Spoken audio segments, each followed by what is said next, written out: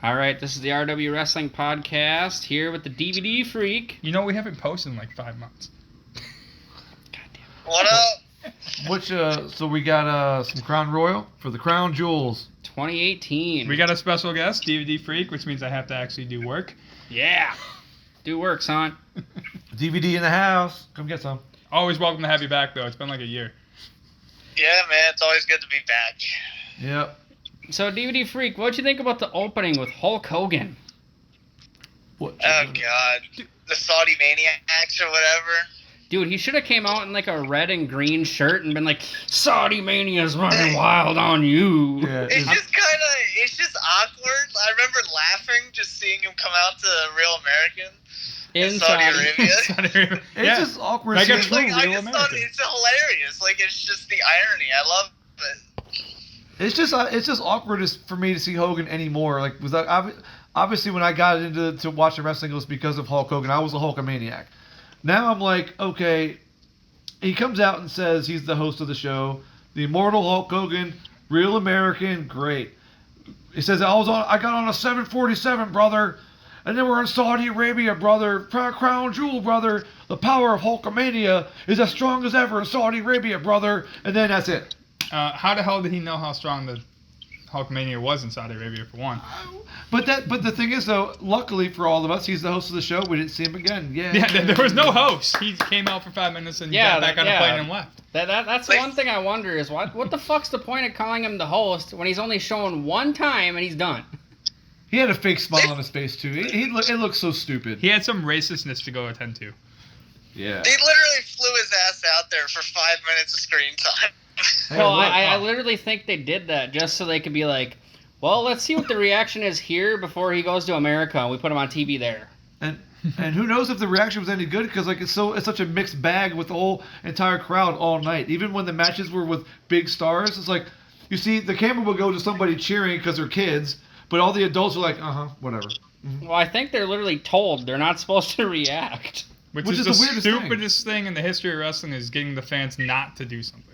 Well, these are also the same people that wanted the Ultimate Warrior and Yokozuna. Yeah, even though they're fucking dead. Yeah, They're brilliant. Yeah, they're fucking brilliant. I don't really think they know what's going on.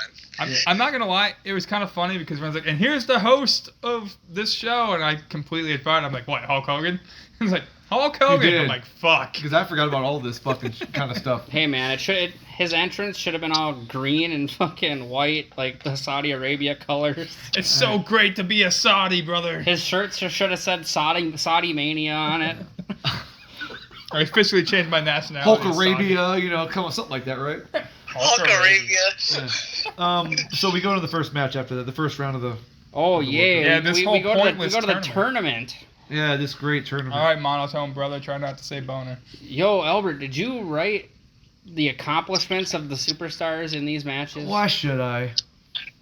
Saudi, bro. This is where the blood money is. Money is. Well, they're not going to hear this. So we've got Yeah, that's right. They don't have YouTube in Saudi Arabia. we've got Rey Not Mysterio versus Randy Orton.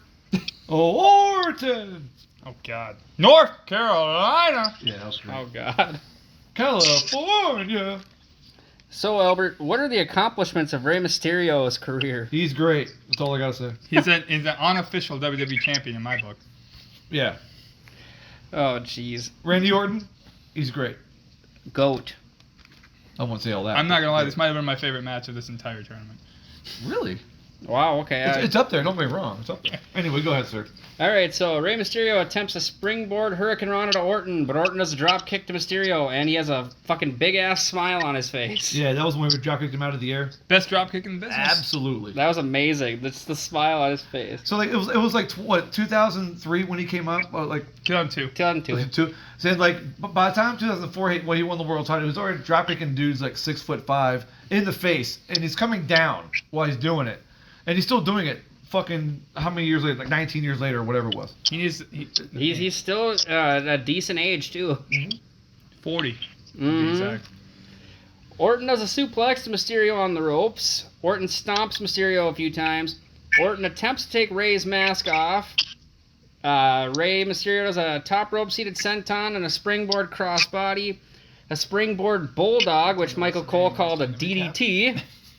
and a step up in Zagiri to Orton. Mysterio attempts a 619 to Orton, but Orton catches Mysterio.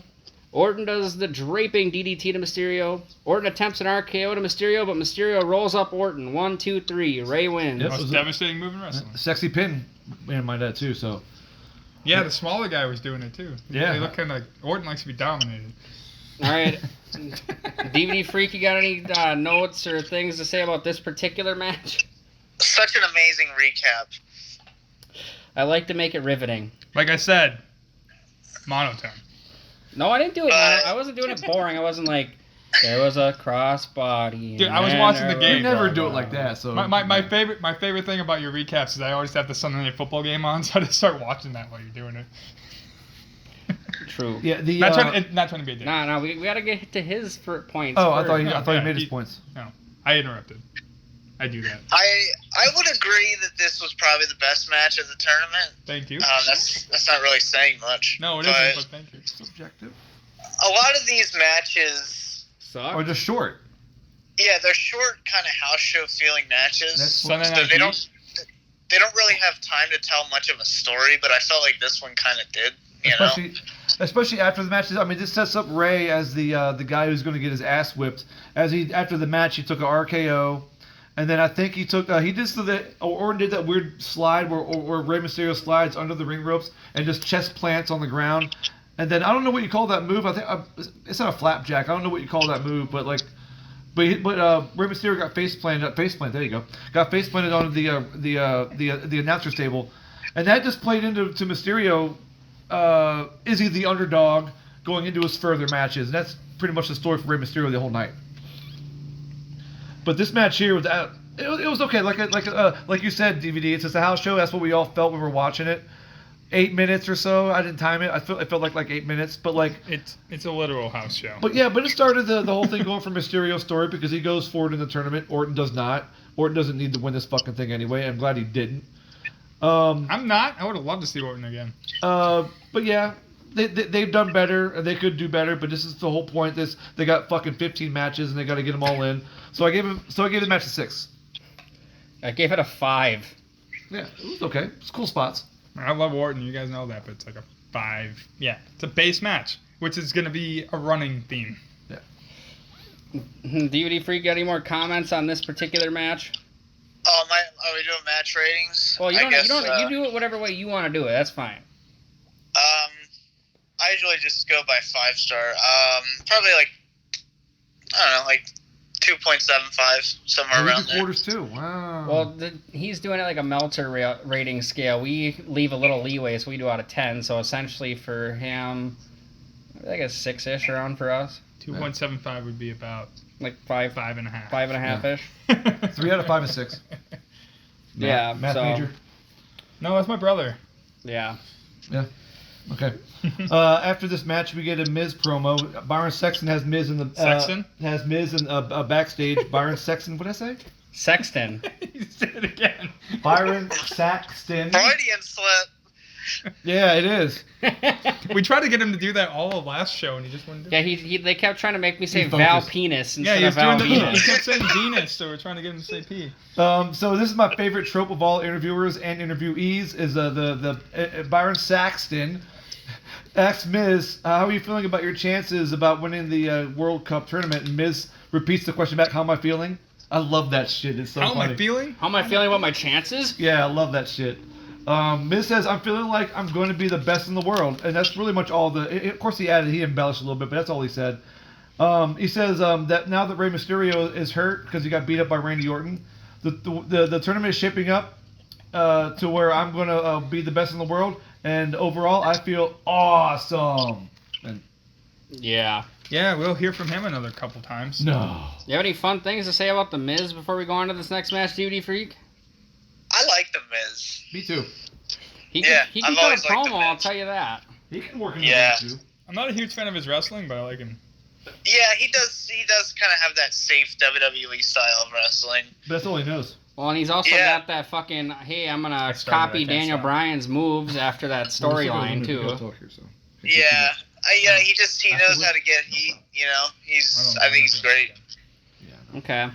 So then we go on. We have Jeff Hardy versus The Miz, and Jeff Hardy cuts a little promo. Yeah, he's backstage. Who was he talking to? He wasn't talking to anybody. He was one of those like he's in that in-box graphics. Yeah, we were talking about the budget earlier, and they had all the firework budget. But that's like right. they didn't have an interview budget because they just put him in a dark black room. No, that was only Orton. The other ones had light. So he had his face paint on. I digged the contacts. He closes the eyes with eyeballs. I've always digged that. It's weird, but it's cool. The contacts fucked with me. Yeah, because like he makes it work. Didn't his face paint spell obsolete? Is that He had an obsolete on the side of his face. Yeah. Oh, okay. I thought his face paint spelled it out in some kind of weird way. So Jeff Hardy says, this World Cup tournament isn't a want. I need to win this cup. I don't know why he feels this way, but he says he will vanquish. I'm sorry, word for word. I will vanquish my demons by becoming the best in the world. Another running trope in this show. Yeah, that's pretty much all he said. Nothing more to say about it. So we go to the match. Oh, okay, my turn. Yay! It's been a while. You okay? I'm still alive, so that's good. I didn't put you to sleep. Nope. So Miz. All right, back to the game. Miz does a side headlock and a shoulder tackle to Hardy. Hardy does a side headlock and a shoulder tackle to Miz. So far, so good. Hardy does an arm drag and he does the mule kick to the throat of Miz. Which will play later. Miz attempts a skull-crushing finale to Hardy, but Hardy reverses it. Hardy does a jawbreaker to Miz. Hardy hits Miz in the turnbuckle pads multiple times. It would have been the Matt Hardy spot where he goes, delete, delete, delete. Obsolete. There you go. But he didn't say it, though. I know. Hardy attempts a corner drop kick to Miz, but Miz kicks Hardy. Miz does a rear chin lock and a backbreaker and reverse DDT. And then he does some running corner drop kicks to Hardy. Hardy does a few clotheslines, an inverted atomic drop, the Hardy leg drop, and a drop kick to Miz. Hardy attempts a twist of fate to Miz, but Miz reverses it. Hardy does a really terrible looking whisper in the wind to Miz. The worst whisper in the wind I've seen in a long time. Yeah, it's because Hardy isn't as agile as he. Yeah, he's old. Yeah. Yeah, I'm just saying and you'll get to another spot that was also. Miz hangs up Hardy in the ropes. Style. No. Miz attempts a figure four to Hardy, but Hardy reverses it. Hardy does a running drop kick to Miz on the outside. Hardy does a flying clothesline to Miz off the apron. That's what it was. Then he also does one off the barricade. The barricade. And he's like, oh my God. Miz throws Hardy into the turnbuckle. Hardy attempts a twist of fate to Miz, but Miz skull-crushing finale to Hardy. 1, 2, 3, the Miz wins. Yeah. Best Matt Hardy match I've seen all year. Wow. In 2018. Wow. Any fun comments on that one, DVD Freak? Not much to say, huh? Yeah, not much to say on that one. It's like, I mean, yeah. So it's like it's Miz and Jeff Hardy. They have like another 6 to 8 minutes. Miz is safe. Jeff Hardy's old. I'm not saying it's really what it breaks down to, right? So, but still. Yeah, it's just you could tell that Jeff was just like hungover in this match. Like he was just phoning it in. Maybe Miz just was trying his best to sell it. We've seen when he's really fucked up, so. I know, right? The Victory Road match. Oh God. But want to do that one now? I don't know. It just felt like neither of these guys had chemistry together. Yeah, no. I wouldn't go out of the way to be like, a match I really want to see. I want to see Jeff Hardy and The Miz. In Saudi Arabia. And Jeff had jet lag. I think that's what it was. It could have been, or he had some Jaeger. Jeff Hardy in his prime versus someone like The Miz, like right now, would be great because Jeff Hardy and CM Punk. I'm not talking about CM Punk's wrestling style, but CM Punk's ability to get under Jeff Hardy's skin would be really, really good here. But Jeff Hardy in his prime is the only way it'll work. Right now, it just was like, okay, Jeff Hardy's is going to get his spots in, and that was about it for this match. I really was like falling asleep here because like it was like. Oh. I couldn't shut up, but I wasn't talking about the match. But no matter what, I'm not going to give many of these matches under a 5 because I think at least they're baseline. So this match was a 5 for me. I did 5.5. Yeah. It's a 5. Yeah. All right, DVD Freak, you got any comments on the match or a rating? I'll do a 2.5, so 5. Okay. So then what do we go to, Albert? We get the next match, but I believe there's promos by. No, I'm sorry. Seth Rollins doesn't have one it's yet. in the entrance. Well, yeah, I was probably passed out. I'm kidding, I wasn't. I know that You didn't Leo start Rush. drinking it. Well, I know, but I think I hit a wall. I've been up to like 4:30. But anyway, I know when Seth Rollins comes out, and obviously, and the argument, one of my favorite entrances of all time is Seth Rollins when he's doing the Kingslayer stuff, or I'm sorry, the Burn It Down stuff. But when Lashley comes out, Leo Rush is his heater at this point, and he says, "Take a look at the big man. There isn't anyone that can hang with Bobby Lashley. All of you people, to Saudis, hate him because you cannot look like him," which is really the weirdest thing to say. Anyway, I was like, "What the fuck are you talking about?" So, but still though, Leo Rush was like, is actually really good on the mic. I just think he could have worded it differently. To me, it was a little weird, but either way, and then we go to the match because they're both guys in the ring, and here we go. All right, any comments about Leo Rush at first here, DVD Freak? I never really liked the Leo Rush and Bobby Lashley pairing. I didn't really enjoy Bobby Lashley's work until recently. kind of The Hurt Business stuff. Yeah, the Hurt What's Business. that? The Hurt Business. Yeah, I'm saying like his more recent stuff, but I don't really watch much modern WWE anymore. Neither So do I I. just I just yeah, watched so I clips. just honestly I don't really see much, and I prefer Leo Rush not being. I don't know. I didn't like the hype man gimmick. I just didn't really like that. He was good at it, but I just think he's better than that. He just Absolutely. signed, and you're gonna find out soon because he just signed with AEW officially. So. Yeah. See, and I actually liked Leo Rush because I seen him in Ring of Honor before he even went to WWE. Lionel Green. Well, he was Leo Rush then too, and Somebody he called was, That's his real name, though. and he was in.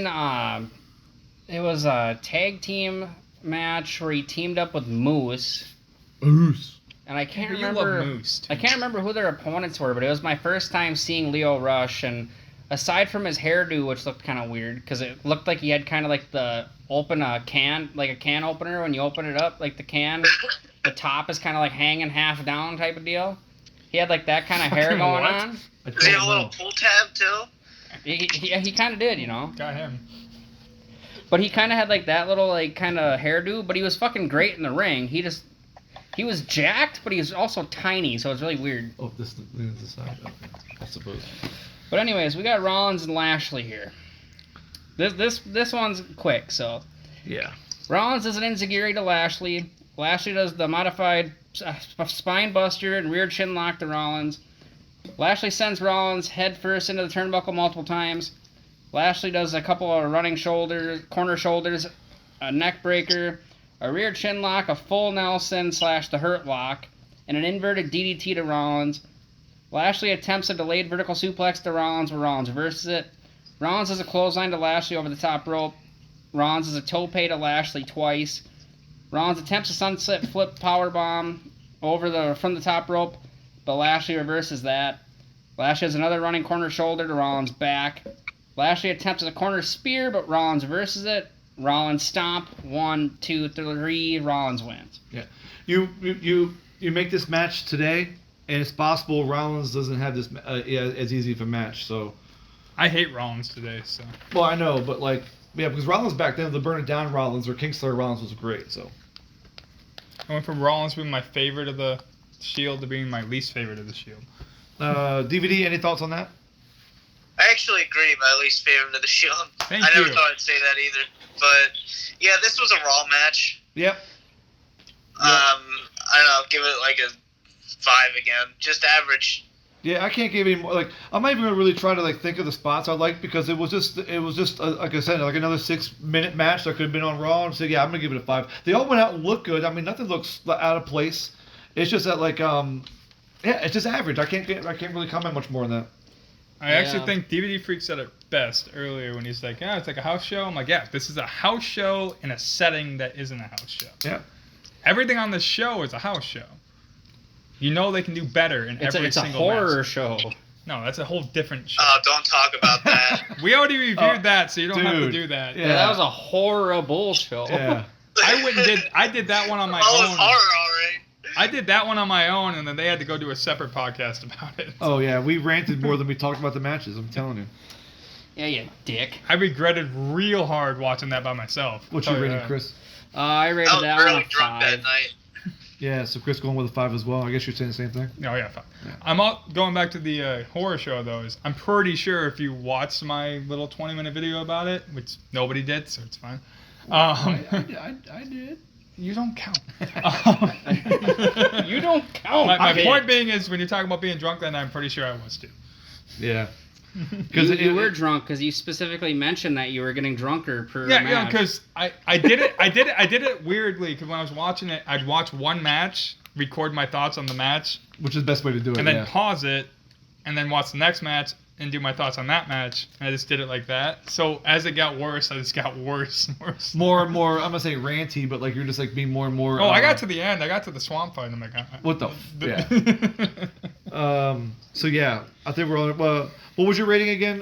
It's 5. DVD. Say 5 too. 5 as well. Yeah, 5. Or 2.5 or whatever you call it. Yeah, yep. All right. Then we have the one and only Kurt Angle. I don't remember who was interviewing him. I'm sure Saxton. Yeah, Saxton was the interviewer because they couldn't have women. That's Renee true. Young on commentary, bro. Yeah. That's the part I didn't understand. I think the question was, how do you feel about your chances winning the World Cup tournament? And basically, Angle says, most people have had me as an underdog and have me as an underdog in this tournament, but I was also an underdog when I was in the Olympics, and I won that with a broken freaking neck. So, and I will prove to Dolph Ziggler that I am the best in the world, and that's true. I mean, Kurt Angle's broken entirely at this point. Yeah, This might be the worst match in the tournament for me, but just because of the quality of it, not because these guys suck. Yeah, no, I feel that. And then didn't Ziggler cut a promo too? He did during his entrance, and he's been saying the same shit for 8 years now. No one knows how to be the greatest and unappreciated like me. I will win the World Cup and show everyone that I'm the best in the world. No, oh my God, Blah, blah, no, blah, blah, no one blah, appreciates blah, me. No blah. one likes me. Everyone's held me down. Well, maybe there's a reason for that at this point. The best part is McIntyre in that whole thing. He's looking very uninterested in what Ziggler's talking about. He's like, just get me through this nonsense. Oh, he's about to be world champion in 6 months, so McIntyre's got better things to do. Yeah, bigger fish to fry. At this point, he's had a year and a half. Year and a half. I keep forgetting 2019 was a thing. That leads us to Kurt It Angle. existed. That leads us to Kurt Angle versus Dolph Ziggler. Oh, he tore his ACL. Kurt Angle. Hamstring. It's right here. Angle, front face lock to Ziggler. Ziggler rear chin lock and a shoulder tackle to Angle. Angle belly to belly and couple of Germans to Ziggler. Angle attempts a German off the apron to Ziggler, which I've only seen that hit once or twice. But Ziggler knocks Angle off the apron. Ziggler throws Angle into the steps. Ziggler neck breaker and a sleeper and a body scissors and another sleeper to Angle. Rest holes. Fear them. Angle does multiple Germans to Ziggler. Ziggler does a DDT to Angle. Ziggler attempts a famouser to Angle, but Angle does an angle slam to Ziggler. Angle attempts an ankle lock to Ziggler, but Ziggler famouser to Angle. Angle does the ankle lock to Ziggler. What? Gets out of it. And then Ziggler does the zigzag to Angle. 1, 2, 3. Ziggler wins. Man, your recaps make these matches seem like they're so much more fast-paced. Yeah, well, I'm glad he did it fast-paced because... You're really, reading we it don't like need this happened in AEW in 3 minutes. Mm-hmm. So, in this match, there's not much to talk about. Angle's too slow. Ziggler's not over anymore, and I didn't really care. My favorite part was when Cole was being grilled by a heel Corey Graves about a heel Michael Cole being a Miz mark in the middle of a match without the Miz in it. That's my thought. It's really That weird. sounds about right. Yeah, it's really weird. Anyway, so I gave it. This only match I'm giving below a 4. It was just slow. It was just a means to an end. We'll just get Ziggler the next round. I gave it a 4 still, but it was the worst match of the night for me as far as the tournament's concerned. I'll shoot the DVD here after I'm done, but Kurt Angle should have retired after the WrestleMania tag team match. Definitely. I haven't enjoyed anything he did up until his retirement run. I didn't like any of it. See, I gave it a 5 just because Angle is fucking slow and old. So I gave him a little bit of slack. Well, that's my problem when I was saying my point is I love Kurt Angle and watching him go through these matches. I'm like, God. Oh, trust me, no, terrible. This Ziggler match, it could have been a 7 or an 8 had it been 4 or 5 years before this. Yeah, it's just one of those things where you got guys who are way past their prime. I don't think Angle's doing it for the money. I think he does it because he loves it. Don't get me wrong, but he shouldn't be in the ring at this point. So that's why I can't. I'm getting tired of these old guys coming back, like we'll see in the rest of the show, and getting these spots. It gets frustrating. It really does. Did you want the host like fucking? There you Hulk go. Hogan? Exactly my point. Yeah, DVD Freak, what do you think about this particular match? Well, I was there at WrestleMania 34, and I remember thinking, all right, this is where Kurt Angle should just call it a career. Because it's not going to get much better than that. That's what I was You're- right? you're Yeah, correct. that's when I said he should have retired. Yeah. And it's just like, right after that, like we saw a few matches, this one included. It's just he's trying so hard. He's just not putting on a good show. He's just not. He can't anymore, and it's just sad When to he watch. Physically anyway. When he took the final move of the match, he like lifts his head off the mat like to protect his neck or something. I was like, dude, you look like you're dying. Yeah, I didn't and like it. it's just sad to see because I love Kurt Angle, but Oh, yeah. it's just I don't Yeah, know. we It's all like love Old Angle. Yeller. Luckily, the three of us decided to like make sure that we understand that when we talk bad about somebody, it's not because of their whole career sucks. Like everyone remembers 99% of Kurt Angle being one of the best ever. Oh, he's one of my favorite of all time. And this is just a comment on what we did here. I'm never ever going to take away from Kurt Angle ever. Well, So- my point when I said he should have left after the Ronda Rousey Triple H that whole match, like that was Great. enjoyable, and they did what they did, and everybody knew what they were doing, and it worked. Yep. And he got away with it in his previous match when he did the TLC in Minneapolis, and he did the filling in for Well, rings. yeah, because he got taken out for like 3/4 of it. But like that match, I was like, okay. I wasn't expecting it, and I was like, oh, well, he did all right, and it was fine. Not the first match I thought I'd see him in WWE again. And then that tag team match was good. They did a good story, and they made the match work. But then anytime I saw him like one-on-one with somebody, it just didn't work for me. Maybe the Gable match on his retirement run, but other than that, I didn't really enjoy anything he did when he came back. Nah. He made me watch TNA back in 06. Yeah. Well, because he had More like, than I already did. well, 'cause I he had should like say. Joe and Styles and shit to work with. Yeah, and even Scott Steiner gave him good stories. Not necessarily the best matches, but these are good stories between the two of them.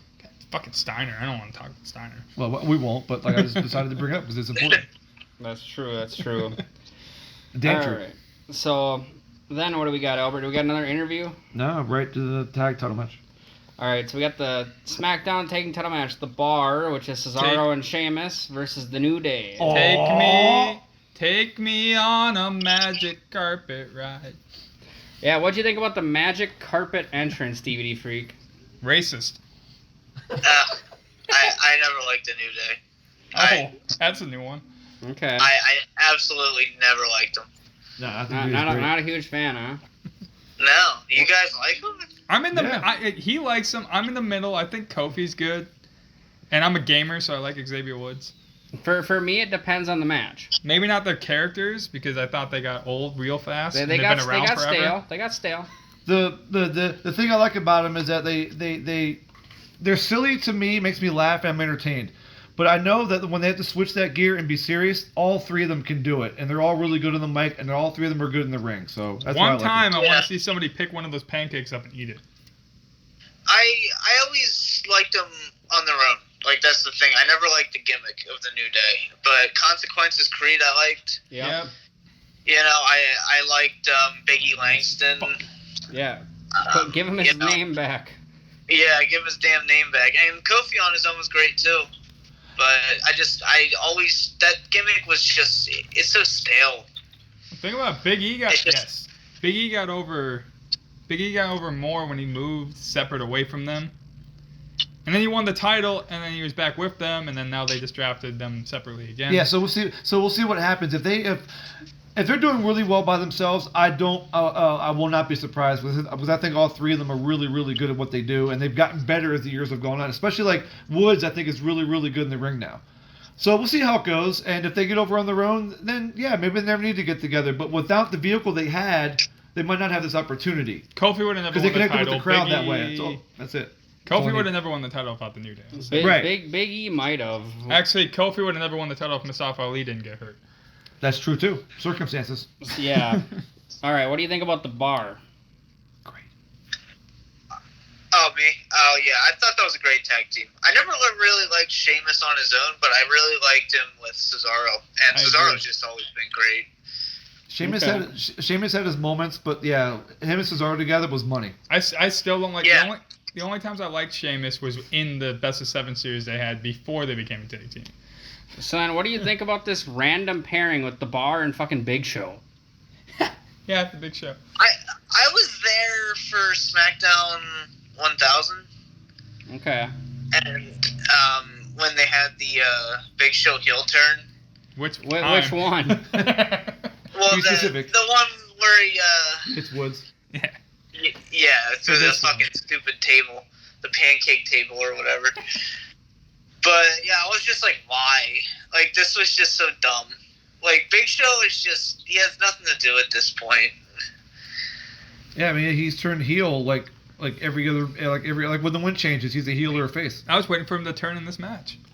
See, that's what I kept hoping for. I kept hoping he was gonna punch out Sheamus or something. And then go back with knock out all the New Day. That'd have been Well, funny. they've become very meta about it. Like, they've referenced it. Like, oh, is he going to turn heel tonight?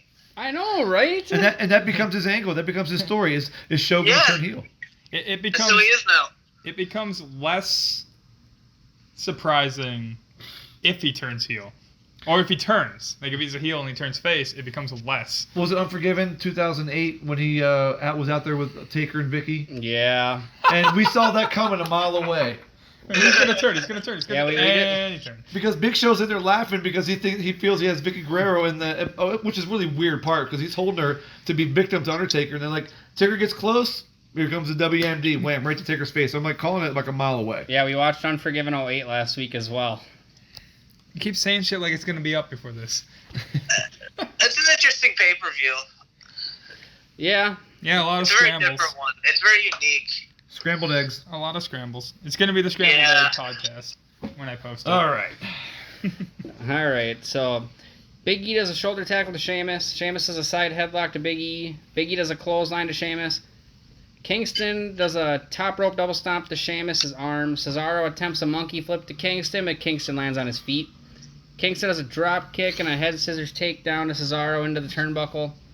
Kingston does a top rope crossbody to Cesaro. Cesaro does an uppercut and chokes Kingston in the corner. Big Show chokes Kingston in the corner. Cesaro does a modified rear chin lock to Kingston. This is always fun. The Bar do a double clothesline to Kingston. Yeah. Sheamus does an arm bar to Kingston. Kingston does some chops to Sheamus. Cesaro does a gut wrench suplex and a half Nelson rear chin lock to Kingston. Kingston does a back body drop to Cesaro. Sheamus knocks Big E off the apron. Cesaro does a running corner uppercut to Kingston on the top rope. The Bar do a backdrop suplex combo to Kingston. Big E does multiple belly-to-bellies to Cesaro. Big E attempts a running splash to Cesaro, but Cesaro gets his knees up. Big E does a Uranagi to Sheamus. Big E attempts a spear through the ropes to Sheamus, but Sheamus gets his knees up. Oh man, I always love when he hits that fucking thing. Sheamus does a running corner knee to Big Even though he E. kills himself. The New Day, Spear? Yeah. the New Day do the double stomp powerbomb combo to Sheamus. It's a new day. Kingston Yes, it does is. trouble in paradise to Cesaro. Big E launches Kingston onto Cesaro on the floor. Sheamus attempts the bro kick to Big E, but Big E moves. Big E attempts the big ending to Sheamus, but Sheamus reverses it. Big Show WMD to Big E. Sheamus bro kick to Big E. 1, 2, 3, the Bar win. There you go. Cesaro for world champ. Hey, yeah. I've been saying Oh, that yeah. for like 6 years, but yeah. Sign me up. All right, DVD Freak, any fun We'll never comments do it. on this particular We'll never match? No, never had. You know, it's alright. You know, I think it's a little faster paced. You know, it's Yeah, the rush. definitely a little more compelling than the round one matches. But yeah, it's just kind of just your average house show tag team match. House show, Saudi Arabia edition. Yeah. You can say that for every match on here. No titles change hands. Nonsensical dream match at the end that happened 20 years too late. Yeah, no shit. Oh God. At least 10 years too late. Yeah, I second you, DVD. It was I mean, other than the entrances for New Day and hell, even the Bar's entrance is really cool. Yeah, except for they fuck up the Fusion Hall every single time. Yeah, absolutely. Being a Dragon Ball Z fan, that bothers me. So, but okay, they got all their stuff in. It was only like 10 minutes long. It wasn't very long because all these these matches have to be like done soon at some point, or else we can't get to the mega main event that we got. That is mega long. Yeah. Compared to everything else, fuck yeah. Yeah, and that was a very sarcastic comment, by the way. But like, I mean, it was fun. Everyone just went out there, did their thing. They didn't go into it like it was like a major pay-per-view. It was WrestleMania. You would have got some great shit out of these two teams. But yeah, I'm still gonna give it a 6 because both teams are really, really good, and I enjoy both of them, and that's the only reason I'm giving it 1 above a 5, or else it'd been a 5. I'm going to 6.5. Can't be the devil here. I was gonna go 6. Nah. You can't go the devil if DVD Freak don't do 6. Yeah, well, it doesn't work with I was 4 gonna people. do a 3. Yeah, so There you go. all right. Yeah. So take Chris's out. We got it. There you go. But so far, I think I was that half that fucked it up. But we're in agreement. That's the best match of the night to that point. Yeah. Yeah, because all the first round tournament stuff is like Too quick. too quick and like, The I don't care. the problem with doing a tournament like this, as we all know, is by the end. Well, Yeah, I mean, no, we'll get to what happens. But in theory, everybody in that tournament, at least the people that got to the end, we're gonna have 3 matches. So they're gonna do some shit like that. Yeah. and also it was also hard for me to talk about these first round matches, knowing what happens at the end. So I'm trying to be objective and you're as possible. asleep. What happens at Well, the there you end go. is the most atrocious thing I've ever seen in Yeah. my life. All right, I think this is when I woke up anyway, but still, at least like All I right. remembered a little bit of the tag team match, enough to like. Then is there have fun some opinions on backstage it. segment after this, Albert? Oh yeah, we get the Miz again. Ooh, Oh, again. fuck me, I don't care who Simons. the interviewer was because it's just It's Saxon every time. Saxon's busy. Sexton. Okay, if you want some, if you want to. If I want some sex you, is that what I just heard?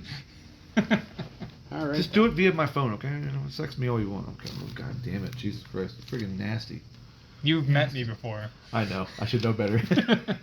Okay, so I think the question was more like how do you feel going forward? All that stupid questions. Miz says, I told you I would beat Jeff Hardy. Oh, I'm sorry. I told you I would beat Jeff Hardy. I got mule kicked by Jeff Hardy in my throat, and I'm sure everyone loves it that my voice is messed up. Sounds like you had a dick in there. I will feast on Rey Mysterio and move on to be the best in the world. And best in the world, yeah. Okay. Move on. Oh, I'm sorry. CM Punk. Rey Mysterio's next. Okay. I got a lot of action today. It's like Victory Road filler. Beautiful. That is your job. Like, your job title is, you're the guy on the podcast that does all the Victory Road 04 filler. All right, so Yeah. I don't remember who was talking to Rey Mysterio. It wasn't Saxton. He's probably talking to himself at this point, 'cause I don't think there was an interviewer. Yeah, there was. There was. Because so the interviewer says you got pretty much got beat up by Orton after your first round match. And I hate this question. How are you going to ask somebody what their odds are to beat the Miz? Like, I wouldn't. The odds to beat the Miz 50-50. got to be pretty goddamn high. Let's be I give honest. myself 1 out of 4. Yeah. I'd say it's 50-50. For once, I want somebody to be like, there's 0 chance I beat the Miz. And then just go. All right, so that was the question to Miz, and Miz gives the usual babyface answer. You mean What'd I say? Miz? I'm sorry, Rey Mysterio. Oh, that's why Rey they- Mysterio that's gives why- the typical babyface answer. Beating the best doesn't mean you make excuses. I've been underestimated most of my career, and that will make it much sweeter when I get the win over the Miz in advance. Okay. Let's rephrase that is he's been written to be underestimated most of his career. True. True that. Now we go on to the match. All right, DVD Freak, you like these promos by all these fucking competitors every match? I mean, it kind of has an old school feel to it. This, because like if you look at some of the '80s pay-per-views or special events back then, they would just have those quick-paced matches, interviews in between. Well, wouldn't they do the You know, not Coliseum just- video exclusives? Wait. What's that? Weren't they Coliseum video exclusives? Most of the time, it was actually on the pay-per-view. They would do a lot of interviews backstage before the match, and then sometimes after the match. And We got to realize, to DVD's point, I just realized, because we're in Saudi Arabia, our main event is guys that shouldn't be main eventing anymore. This makes sense that he would bring up that it feels like something from the 80s. That's what Saudi would want to see, because that's probably what they know. Well, that's why they wanted Ultimate Warrior. Yeah. but It would make sense that the fans... They're stuck in like 1995 because they wanted Yoko too. They want... God, that's right. Basically, it seems the way you've talked about it and you brought it up and then you just said, it seems like the fans here are in a time displacement before the Attitude Era happened.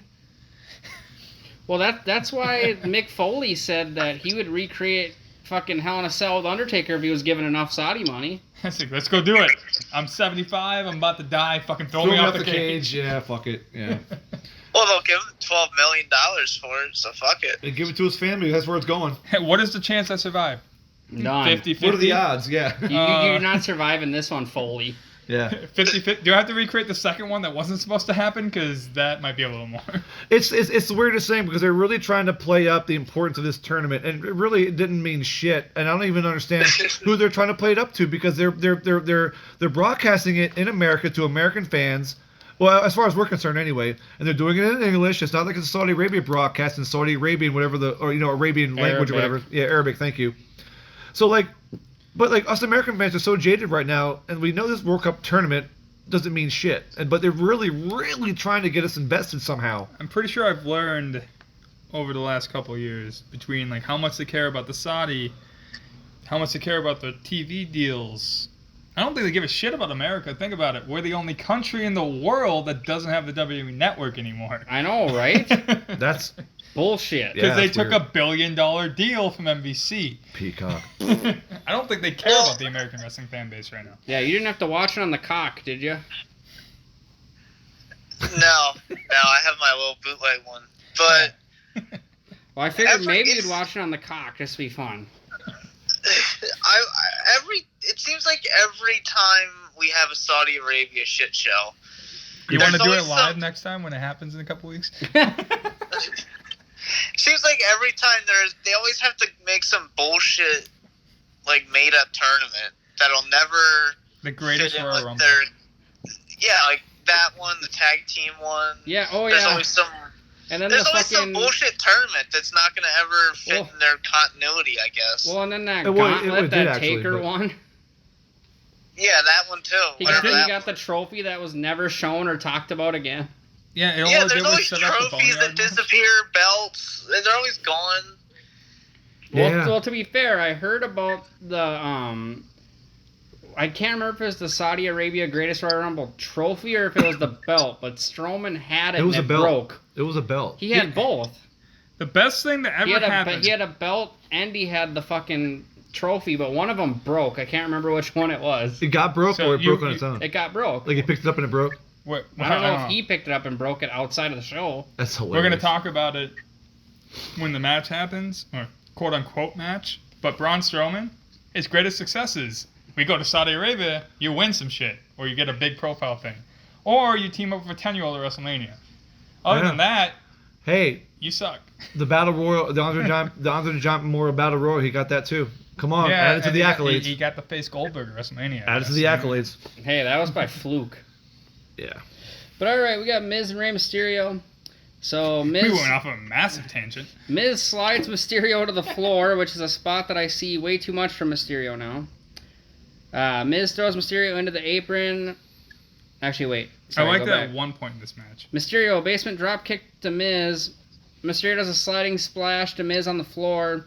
Miz does a face buster, a running kick, a modified bow and arrow, and a body scissors, a rear chin lock, and another body scissors to Mysterio. Miz slides Mysterio onto the floor again. Miz throws Mysterio into the apron and the barricade. Miz does an abdominal stretch to Mysterio. Miz attempts a modified pump handle slam to Mysterio, but Mysterio does a DDT to Miz instead. Mysterio does a springboard crossbody, a springboard Hurricane Rana, a tilt-a-whirl head scissors into the turnbuckle to Miz. Mysterio does a springboard head scissors to Miz. Mysterio attempts a 619 to Miz, but Miz does a wheelbarrow face buster into the turnbuckle to Mysterio. I thought he did that to the referee. I'm sorry. Thanks for catching me up. Miz, skull-crushing finale, and then the Oh. it kicks to Mysterio. Mysterio does a drop That's what I was kick going and a for. 619 to Mysterio, or to Miz. Mysterio attempts a top rope splash to Miz, but Miz gets his knees up and Mysterio rolls him up. Or Miz rolls him up, sorry, 1, 2, 3. Fucking crazy. That was a fast count, dude. It That was wouldn't a fast count. It wouldn't be a normal podcast if I didn't try to fuck with you while you're doing the recap. Yes, you do. Yeah. That was a fast count, by the way, sir. What's this 1, 2, 3 stuff? Any fun comments on that particular match, DVD Freak? Ignored. This is No like soul. the point in the pay-per-view where we're just like, oh, we're just over this tournament. And this match just kind of drags it over. It just drags it on. And it's just another average. This one just, I don't know. This one didn't really fit in. I don't know. I was just bored for this one. This is when it got to me where I was like, I know how this ends, which makes me care Yeah. even less. Yeah. It's starting to kick in at this point, yeah. I will say this, though. I didn't mind the, okay. The finish was the more interesting than the whole match itself, okay? So, first of all, we had the skull-crushing finale and the false finish. And then eventually we had Miz, what was the winning move again? So Mysterio attempts to do the top rope splash, but Miz gets his knees up and then rolls up Mysterio. Yeah. I would have rather seen the Miz just win it clean with the skull crushing finale, but the false finish actually got a pop out of the crowd, which I was really impressed with. And I was like, okay, well, I wish Miz would have won there, but I mean, but the finish was okay, but the finish was the best part. Like you said, DVD, this match was effing boring. Garbage. I'll still give it a 5.5 though. I didn't mind the fact because I thought the finish was okay. I thought the finish was fun. It gets a 5 for me, dog. You took my line, bro. Dog. Nope. We like to make fun of Randy. Oh. And you? No, I gave it a 5. The only time I liked it was instead of doing the throw him across the ring. They do it later in the match, but when he first does it, he does it like a splash because Miz is outside the ring, and Yeah. I like that. It caved his chest in by doing that. It's like getting slapped by Big Show in your chest. I'd rather hit a person than the ground. Absolutely. All right, DVD, what are you thinking? I would have originally went for like a 2 out of 5, but that finish I kind of bumped it up for like a 2.5. Okay. So yeah, you're rated our level about a 5. Yeah. Yeah. That's all they are, really. It's just. I'm pretty sure outside of some rare outliers over the course we've been doing this, we all have a similar year around for the second time, but we all have a similar idea of what we like. And True that. So then do we have some promos, Albert? Jesus Christ. What do you think? I think so. Well, we get one with Seth Rollins is being interviewed. I don't care who the interviewer is, so don't worry about it. It's probably Saxton again. Probably. He's busy. Fucking guys Saxton. get- He's Flip Gord of the show. Not by choice. But still. Yeah, we didn't tell DVD Freak about the fact that we have a Flip Gordon award. Oh, that's for right. every Flip Gordon is one of our boys too. That's because like the first show we ever watched, he showed up in like 3 segments. 3 or 4 segments. So the person who shows up the most gets the Flip Gordon award. Yeah. So Seth Rollins gave the typical babyface promo. I don't even care what the question was, but he says things like, "They don't call it the World Cup tournament because it's easy. I don't want it to be easy. I'm gonna win. I'll be best in the world. Yada yada yada. Move on." Okay. Did Ziggler say anything this time? He did after the match, I believe. Aw, son of a bitch. I can't wait to get to the WWE title match because I have something to say about that. All right. Seth on, Cameron. Rollins and Dolph Ziggler. Woohoo. Ziggler does a side headlock takedown. A side headlock to Rollins as well. Rollins did a slam and a clothesline to Ziggler over the top rope.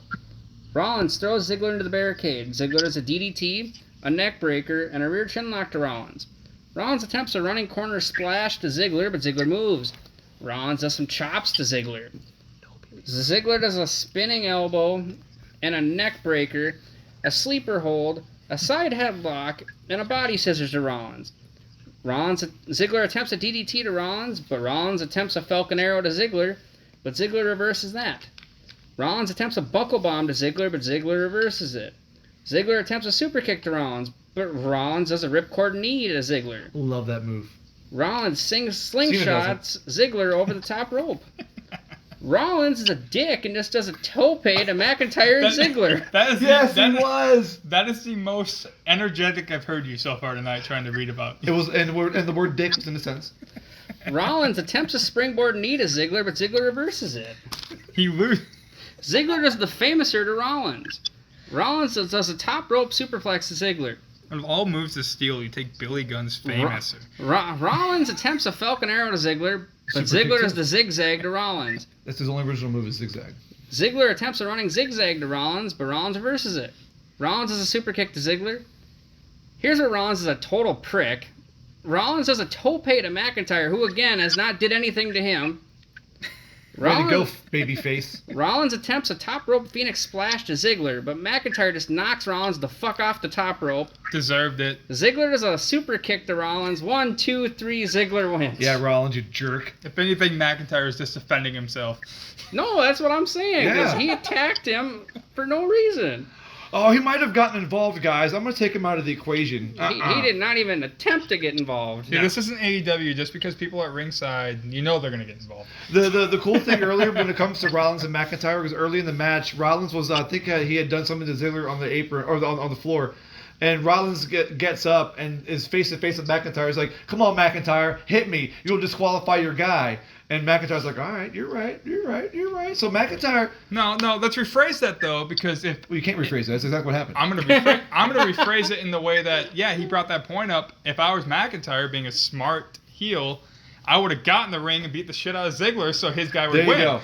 There you go. That comes up later with Baron Corbin and all that Yes, shit. it does. All right, DVD Freak, you got any fun comments on this particular match? It kind of feels like every other 100 times we've seen these two face each other.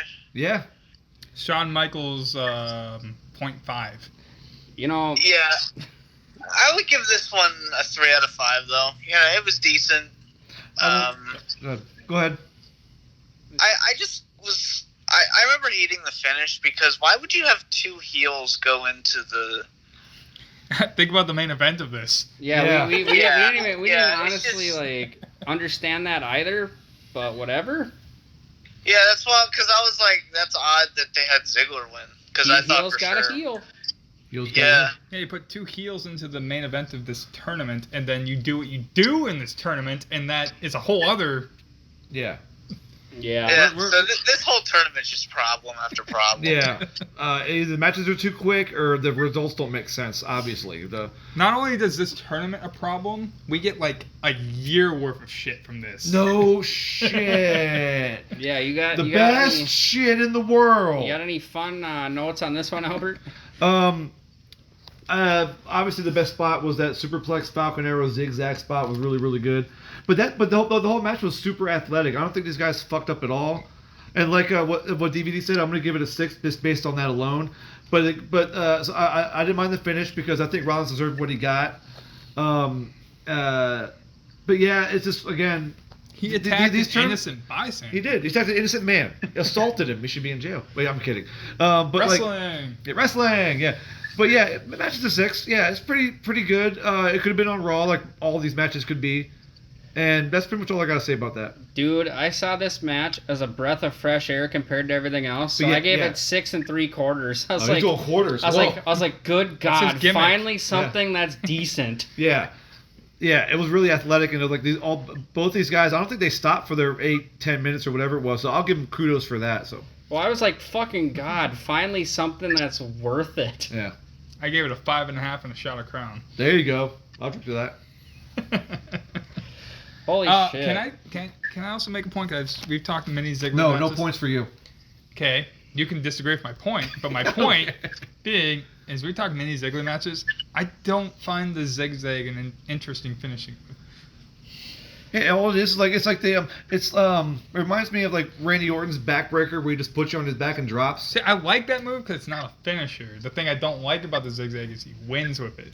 Oh, there you Well, go. the thing is, though, is he has to have a finish that's unique and something that he can put on anyone, True. any size. That's not his other fucking moves 'Cause because he it- stole 'cause the his- super kick from Shawn Michaels. And Well, he because stole his other finisher that he uses is the sleeper hold.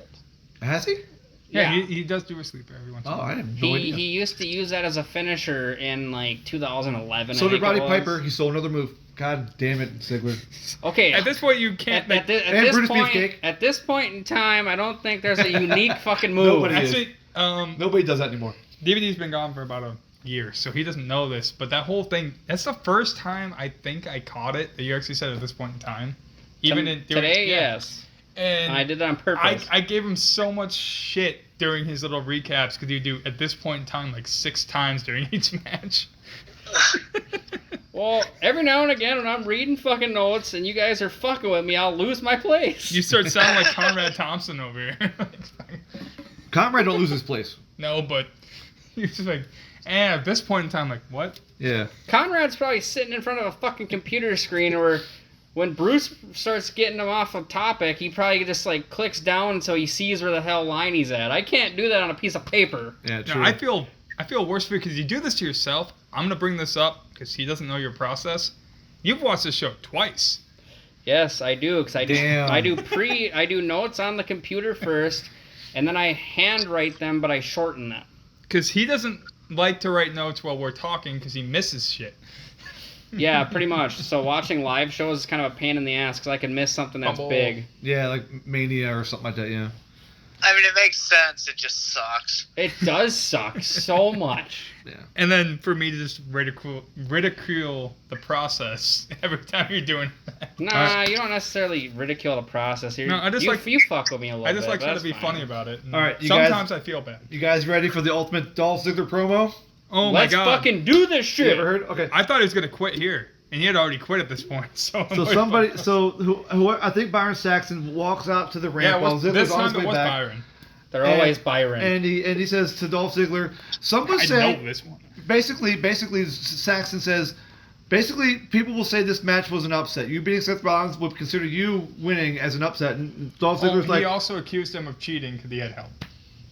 no, but okay, I'll refrain from that part because he did didn't cheat. accuse him of cheating, but it's like McIntyre didn't do anything. Yeah. So Ziggler says an upset. Is that what anyone thinks? No one ever cared or believed in Dolph Ziggler. I will win the trophy and be the best in the world. Goodbye. You're right. He fell asleep during the promo. Every trope in this whole fucking day, including Dolph Ziggler's own tropes on his own, encapsulated in this promo. I'm like, why do we have to hear the same shit about Dolph Ziggler over and over again as a face or a heel? The only thing that's really good about Ziggler is his in-ring stuff, and like, okay, yeah, he has the zigzag, and that's his only original move. So, my favorite Sorry. thing about listening to him do these kind of things where he's talking about shit like that is he's watched more wrestling than any of us have because he's been on this planet longer than we have. That's correct. I am old. And he brings up, he's like, I agree with all of that, and you're the only person here that can actually say it and people can believe it. Yeah, well, That's true. He's our Jim Cornette. I wouldn't say that. He's I'm not as 15 critical years as Jim Cornette. younger than Jim Cornette. Yeah, Goddamn. he's a generation way past me, and not to mention, I think Jim Cornette's a bit more. He's way more old school than I could ever be because I think I'm more flexible than he is. He shits on AEW, where I always go, no, AEW's all right, you know. I mean, he called the Arthur Ashe show with Daniel Bryan and Kenny Omega the best show AEW's ever done, the best show we've seen in like the last year. So is that personal growth for a guy who's in his 60s? Well, possibly. No, because then he and- trashed Rampage that happened on Sunday. Oh. Okay, No. well, to be fair, honestly, out of all of us, DVD Freak is our Jim Cornette.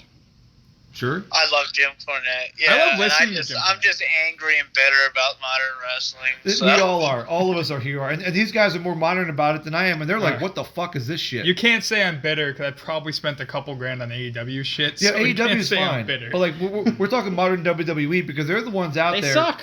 They're I the mean- ones out there saying we're good and we want everything for the fans, and then what do? They don't listen to the fans. It's ridiculous. Me and my friend Mark are gonna go complain about it on the internet Me and my friend Mark are gonna stop watching.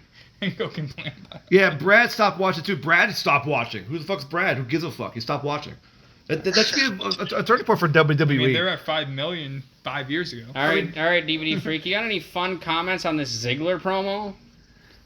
Yeah, I wish I we mean, could make at it. this point, I'm just like, for fuck's sake, we need to just get on He already with this. showed us like, his Snapchat. Yeah. That was amazing. It's like, Yeah, I got this forced was- into watching this. Yeah. This might have been my piss break, I think. I don't even remember seeing yeah, it. true. But let's be honest though, you can't really say you got forced into watching this because we gave you the option and you chose this show. Damn, I don't make him did. feel I guilty. did. He's our guest.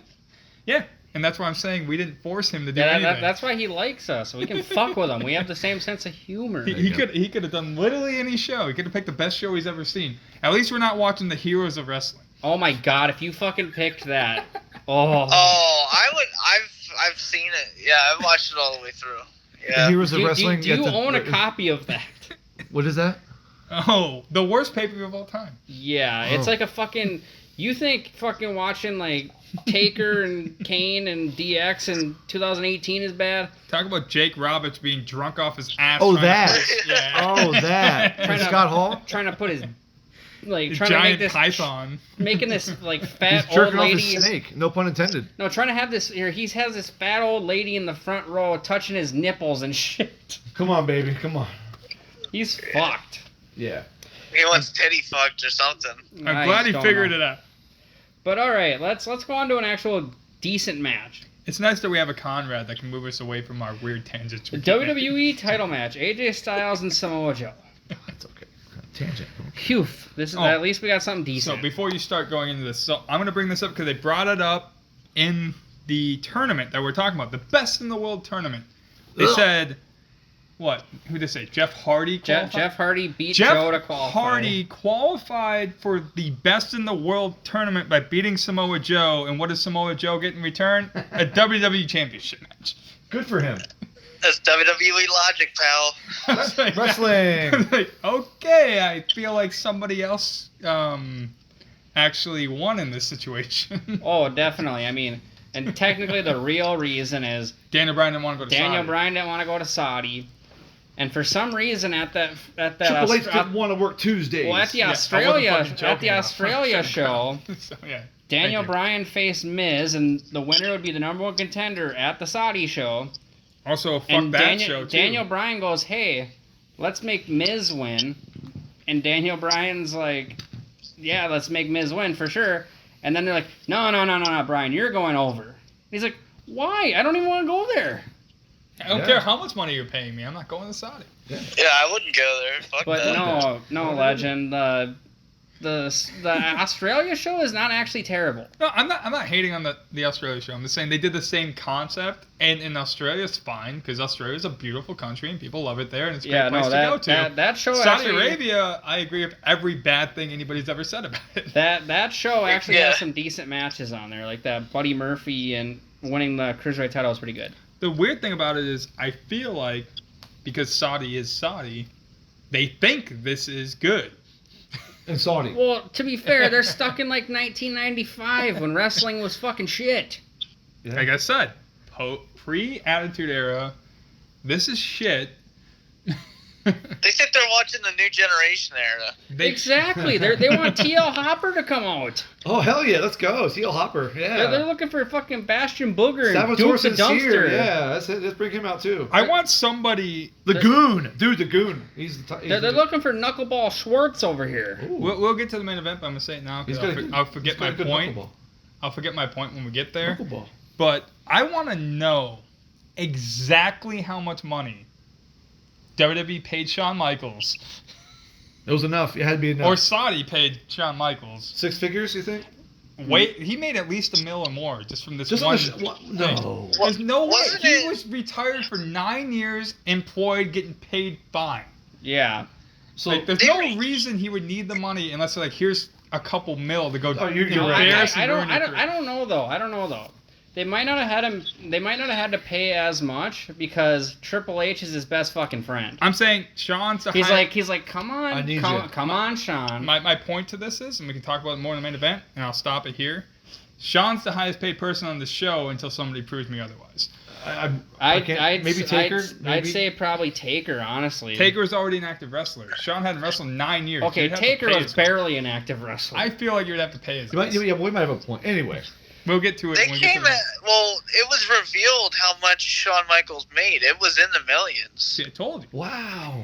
and I bet Taker made the same amount.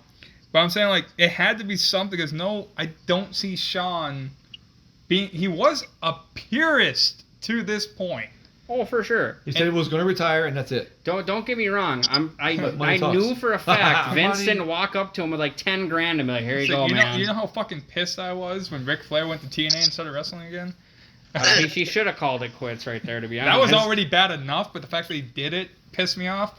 And I was like, we're sitting there like 7 years. It's been like, holy shit, Shawn Michaels is really not gonna do it. And they announced the shit. I'm like, God fucking damn it. If anything, Shawn Michaels should have came back and did that program with Daniel Bryan in 2014, Or AJ Styles. or that match with Styles that they were hyping, At least they were like hyping up back in like 2018. I say at least both of those matches you could like protect him because there were people that are not as old as he is. Well, plus Daniel Bryan, he had the built-in storyline of being his trainer. Yeah. And Styles just wanted the match. But all right, Styles and Joe, let's. We'll get back to that. Wendy. We'll loop back around to that in the main event. Wendy. Wendy, Wendy. are you saying that Styles' wife works at Wendy's? No, I'm saying Styles' wife, for somebody who's popped 5 kids out of her, looks pretty decent. Okay. Yeah, she does. Not gonna lie. But all right, Styles does a chop block to Joe. I just fucked you up right at the beginning. Styles attempts a moonsault off the apron to Joe, but Joe moves. Joe attempts a slam to Styles, but What do you move, Styles, Atlanta? Styles throws Joe into the New York? turnbuckle. Joe California. hits Styles on the barricade. Joe does a tope to Styles into the announcer's table.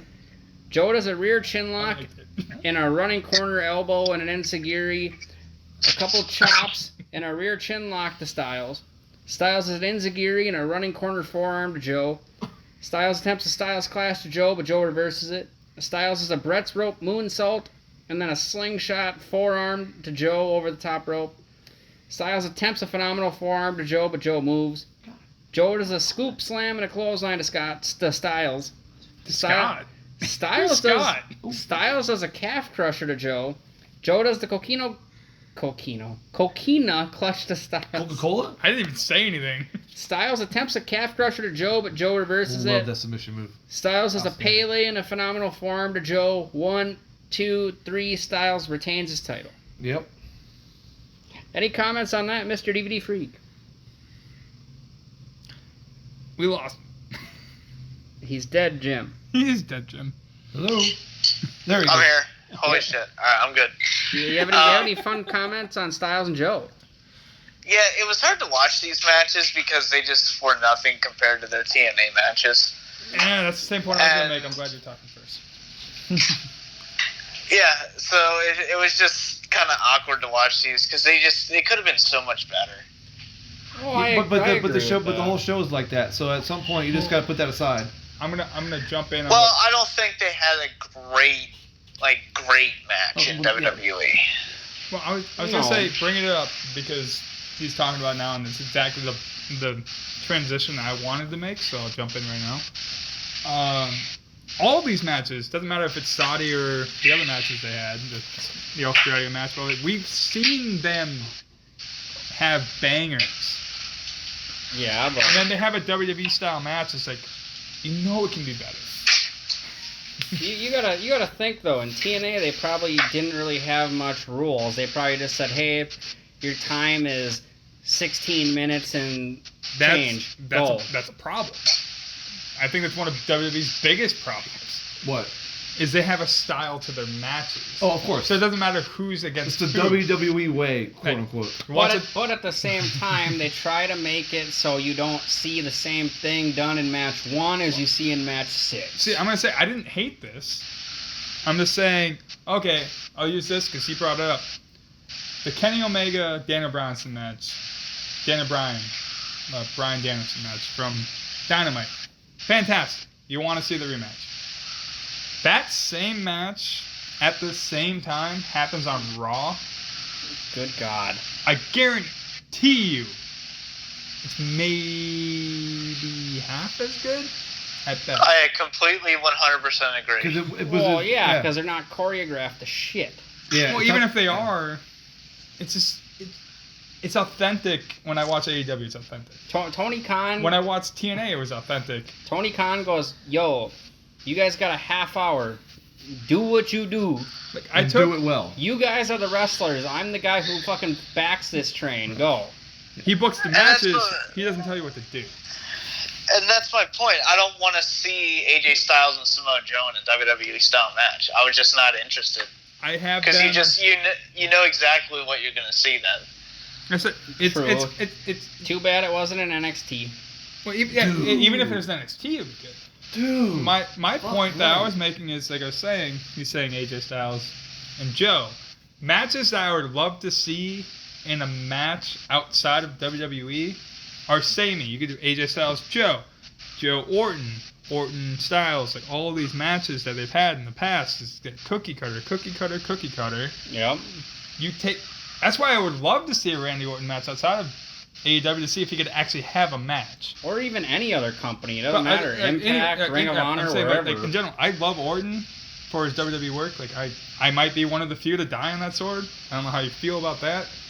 But I would like to see him have a match outside of AEW or outside of WWE to see if he could do something that wasn't written and set in stone like it has been. That's true. DVD Freak, are you dying on the Orton sword? I respect Orton a lot, but pretty much for the same reasons. I respect him for his ability, and I think there is more potential because he is that cookie cutter WWE guy. So I would love to see him, maybe Kenny Omega or Adam Cole somewhere in AEW. Just something. Just do something completely out of his comfort zone. And see what he does. Absolutely. They fucking should have threw him in NXT for like 6 months when he was having that feud with Ciampa on the internet. They could have done with. I don't think they would because they view Orton as like their top, like one of their top guys. Yeah, but that would have got people to watch NXT. I got it, but I'm saying like I feel like what they did with Finn Balor when they transitioned him back down to NXT. Do that with Orton. He had a great run. That would be fun. That would be fun. Because Orton's not leaving. He signed a new deal. He used the AEW business model at the time that he signed a new deal to get a shitload more money. Well, fuck yeah, who wouldn't? Yeah, get paid. But he was never going to leave. No, just like, he's one of the dudes that if Nick Khan goes, hey, Vince, we need to cut Randy, Vince will stick up and say, fuck you, we're not cutting him. The only way Randy gets out of there is if he fucks up again. Or says he doesn't want to work anymore. I think legitimately the only way Orton gets out is if he says, I'm not working for you anymore. I say because he was so close to getting cut. Back then he was a prick. Well, you can still be a prick. He was just doing a lot of drugs. Doesn't he have like one more strike and he's done completely? Yeah, but that was like 6 years ago. He hasn't fucked up recently, so they probably marked that shit off. Well, plus there's probably a statute about that. I'm sure there is. You got to think about it this way, DVD Freak. It depends on how popular you are. If you're a dude like Randy Orton, like, you might be on strike, 2 right now. And if, let's say, you get popped for drugs, like, in a year, Vince has probably erased it off of you because you're a top guy. Same thing if Cena were to ever got one. It's a business. My weird thing about Orton was his first big thing was before he was even in the WWE. He got dishonorably discharged from the military. Correct. He didn't show up to the rehearsals for his Undertaker match at Mania. Which that was one of his most important matches at the time. Yeah. And then he got suspended for his drug problems after WrestleMania 22 the following year. Yeah. He's had a checkered past, I'll tell you that. And then he was gone again for something similar to that. Well, it was like But that was all like 10 years ago. Well, the time you're thinking is like 2008. And that's when I believe he had a drug thing, but he broke his collarbone too. That's when he came back with the skull tattoos on his arms. Yeah, when he came back with the sleeves. Yeah, and then he got in a motorcycle accident while he was still injured after the last man standing match. But that happened too. After he had already broke his collarbone in the last match. Yeah. And then he decided to go get tattoos. Came back like 9 months later with a whole new look.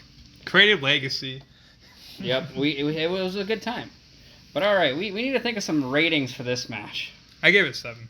I gave it a 7 as well. Yeah, I was gonna say the same thing. I gave it a 7 with a baseline of an 8, so I went down. I was going about 7.5 because I liked how this is the most physical match of the night. And beyond what you guys said, that was the only thing I was going to add on was how physical it was because both these guys just don't fuck up. Also, the story sucked. Well, the story's notwithstanding because they didn't bring it up during the match. They brought it up in the hype package, if you want to call it that. Yeah, I'm fine with whatever the fuck the story is as long as the in-ring action is good. People got to stop showing up at people's houses with cameras. I'm looking at you, Seth Rollins. Yeah, so I gave it a 7.5 based on how physical it was, and these guys were laying it in, so good job on these guys. DVD Freak, got any comments on this particular match and then a rating as well? Well, like I said, it was just the WWE style match I just wasn't really interested in. But it was... I don't think it was as good as the SummerSlam match, personally. Ending for this... See, I haven't seen the SummerSlam match in a while, so I can't even compare the two right now. My point to that would be...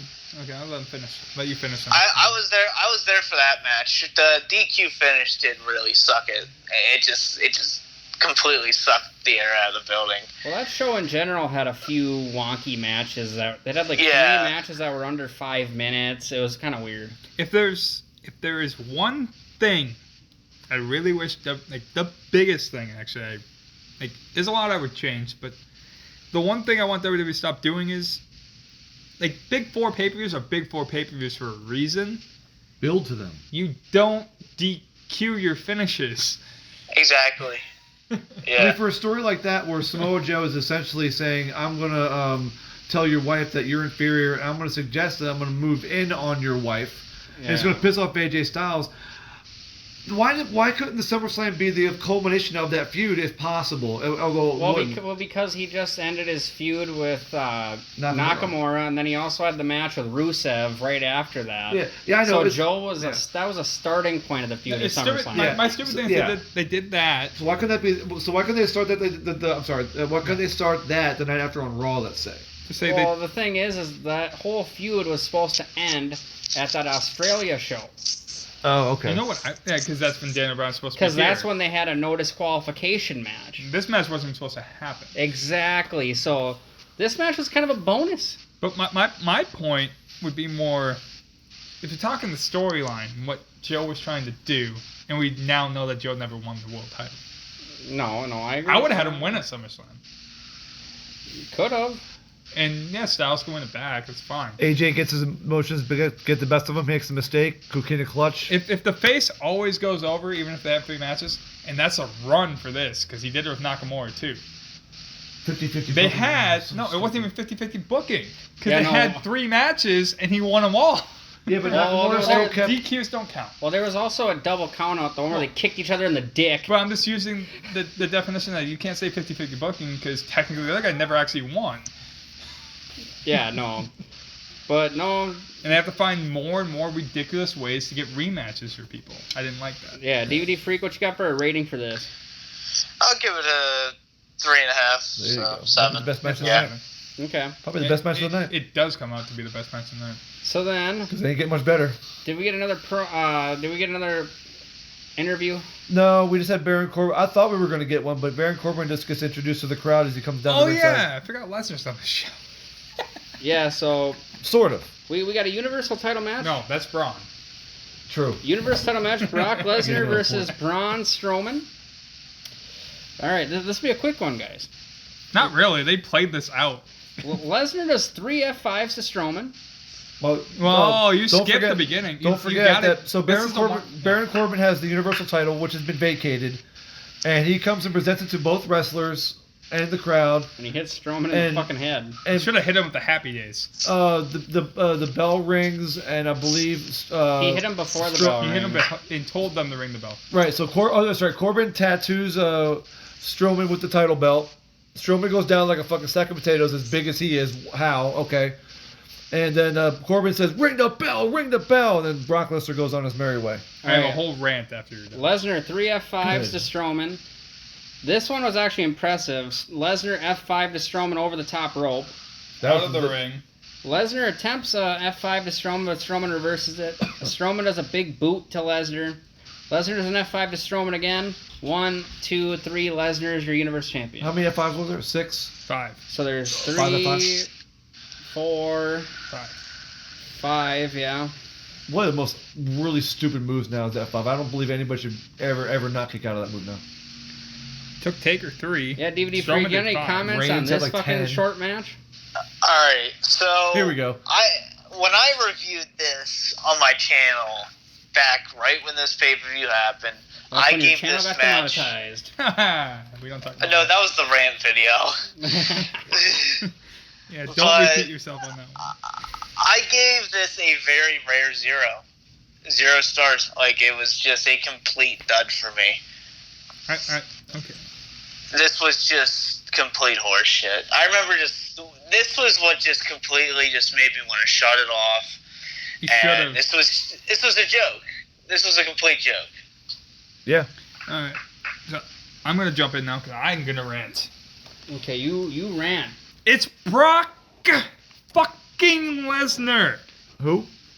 He doesn't need... One, he shouldn't be here because I'm tired of him holding the title 504 days as a Universal Champion. Defended like 7 times. Besides the point, it's Brock fucking Lesnar. He doesn't need the help. And you're not putting Braun Strowman over by taking 5 F5s and hitting 1 big boot. Yeah, like he kicks out 4 times. Does that get Braun over? No. 3 times. The other time he had to break a fucking 10 count. Oh, yeah. Yeah. This was dumb. This is where I lost all faith in Brock at this point. Like, I actually held out that I liked Brock Lesnar.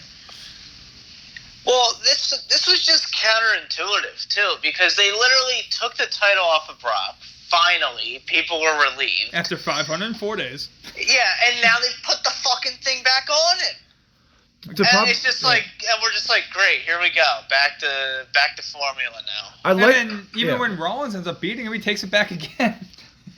Yeah. Yeah. So I mean, I'd like to think that they had the idea to put the belt back on Brock to get Rollins over at some point, but again, Rollins had to beat him at Mania, and then Brock gets the belt back, and then Seth has to go through SummerSlam and beat him again, and then finally is Rollins over? I don't know, but Brock's fine. No, So who's this? I don't get why Brock holds the belt hostage. Because like Dylan said, he doesn't need the title to be over. All he's got to do is show up. I have a follow-up point to this, because the one thing this did do was set up one of my favorite Brock Lesnar matches. That happens on Survivor Series. Oh yeah. They don't want his matches. No, Daniel Bryan this year. His matches. Oh, Daniel Bryan. Yeah. Oh, sorry about that. Yeah, that's one Yes. of. If you want to talk about the Styles one, that was the previous year, which is my favorite Brock Lesnar match of this run. But like his Survivor Series. Mine would probably be the Daniel Bryan one. Yeah, I'm using. You're on the same point though. These champion versus champion matches that have the Survivor Series proves Brock can still do it if he wants to. Oh yeah, even the Finn Balor Or if they one. want him to. That was the other one. Or the Joe match even. It was short, but at least Joe looked good. There's good matches, and he can have good matches, but then there's like Dean Ambrose at WrestleMania. That should have been good. Yeah. But it wasn't. It's just, if he wants to have a good match, he will. But if he just goes in that arena and says, you know what, I'm not feeling it tonight, he'll just go in there for 3 minutes. You don't care. He still gets the $10 million a year. The only time I liked to watch him squash somebody was the first Suplex City match against Cena, because that was like, oh, okay. Yeah. Who'd have thought Cena would get freaking thrown around the ring? And that was just more of the shock factor. It was like, oh, he's gonna hit 16 suplexes, F5 of them, and win. I'm like, oh. But we didn't think he was going to do that in every match afterwards. It pissed me off when he busted Orton open. That match pissed me the fuck off. Oh, the one with the elbow where he like did it the hard way. Yeah, what'd you think about that one, DVD Freak? When so Lesnar killed Orton. He said, I'm sorry. He can repeat. He said absolute zero.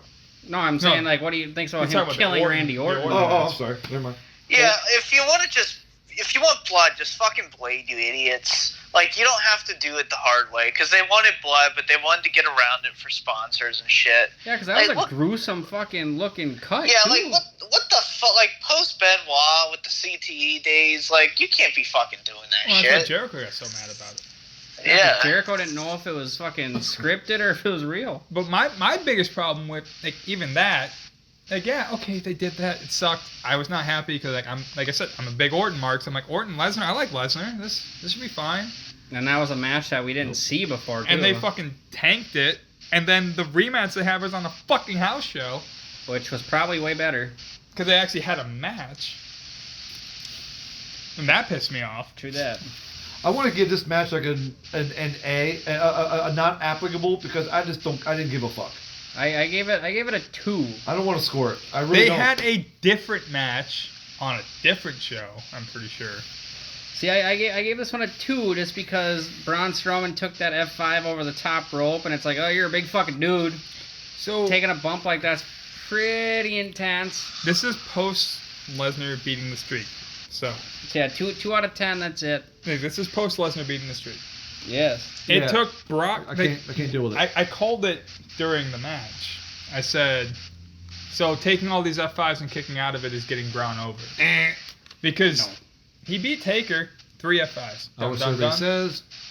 Braun took 5. Okay. But he hit 1 big boot and went down like a bitch. Yeah, no, he didn't even do a running power slam. Right. There was nothing there to make Braun look good other than the fact that he kicked out of a finishing move that he kept walking into. Oh, I know. He kind of looked retarded in that way. And eventually, see all these F5s get harder and harder to fucking execute, because like Braun is like, okay, I can do 1, 2, but the 5th one, it's like bumping someone down the field. If you're a freaking 300-pound lineman with a fumble recovery. Well, because Lesnar is turning more purple. Yes, yeah. Well, he came out that way. Yeah, but still, I take back my statement earlier. Shawn Michaels was not the highest paid person on this show. Yeah, no, Lesnar would have been the Brock highest. Lesnar was the highest paid person on this show. For sure. Very true. So, yeah, to me, I gave this match a freaking 0. I didn't care. Fuck it. Move on. See, I said 2. No, As being no kind. disrespect to Braun. I never said it's a 0. I don't like Braun either, but that's a whole different story. Yeah, I don't like Braun Strowman at all. I like Brock a lot. I really like Brock, but it's times like this that you're just annoyed by it. But what were you going to say? And if there's one person that got released that I really hope doesn't show up in AEW, it would be Braun Strowman. Oh, God. And out of all of us, actually, I'm the one who actually thinks that Braun Strowman's not bad. I don't think he's bad either. I'm not like a huge Braun Strowman mark. Like, I wasn't gonna go buy a fucking Braun Strowman T-shirt or anything. Oh, we all know I have the Fiend shirt, so I want to see him. But he had a different look to what everyone else on the roster had. He was, he was bigger than everyone else. When he was put against the right opponent, like a Roman Reigns, he actually looked pretty good in the ring. How about Nicholas? That was dumb. That's not his fault. That's no, it not his isn't. fault. But he still agreed to do it. Yeah, but he had no choice. He's not gonna say no to that. He didn't think he was gonna get fired in a year and a half. Okay. Legitimately. When McMahon comes up to you and says you're winning the tag titles with an 8-year-old kid, you don't say, "No, I'm not doing that." You're doing it, otherwise you're getting fired. And get paid at WrestleMania. Otherwise you're getting fired. Yeah. Actually, speaking of that, DVD Freak was there. Oh, God. Yeah, it was originally supposed to be Bobby Lashley. Hey, they should have picked you out of the crowd. I was gonna say, like, God. they even have you in any kind of consideration for that. I mean, to be fair though, if that would have happened, he wouldn't be speaking to us right now. He'd be blown up. True. I would just turn heel and kick him in the nuts because I hate Braun Strowman. I just roll out. There you go. Just ruin all their plans. I don't care. Dude, they should have picked you as his partner then. Yeah, just be like, fuck you, Vince. Just roll out. Yeah. Hit him in the balls, and then they'll look at you like, what the fuck? Give me some free beer. That's what I want. This dude's going off the script. Hey, Brett, there's a pan behind you. He's going into business for himself. Oh my God. That's pretty much what it would have been like. Yeah. All right, so after this match is over, I did have a point, and I forgot where I was going with it. Shane McMahon, Mr. Money. Here we go. He comes to the ring. I'm gonna take a piss. You go through this, and I'll say what I have to say. So at this point in time, Shane and Shane, I apologize. It is. It's okay. Ziggler steals moves too. Don't worry about it. So like Shane McMahon is down at ringside now with Baron Corbin as well, who's still there, and we go to the World Cup Tournament final match. Good Lord, thank God. So Dolph Ziggler comes out, and The Miz comes out, and Miz starts beating the fuck out of Ziggler before the bell even rings. And then Miz attempts like a double axe handle off the fucking apron and gets hit into the barricade, and Miz cannot fight. He cannot wrestle. He tweaked his knee on the drop. You can see him like favor it as he dropped to the floor.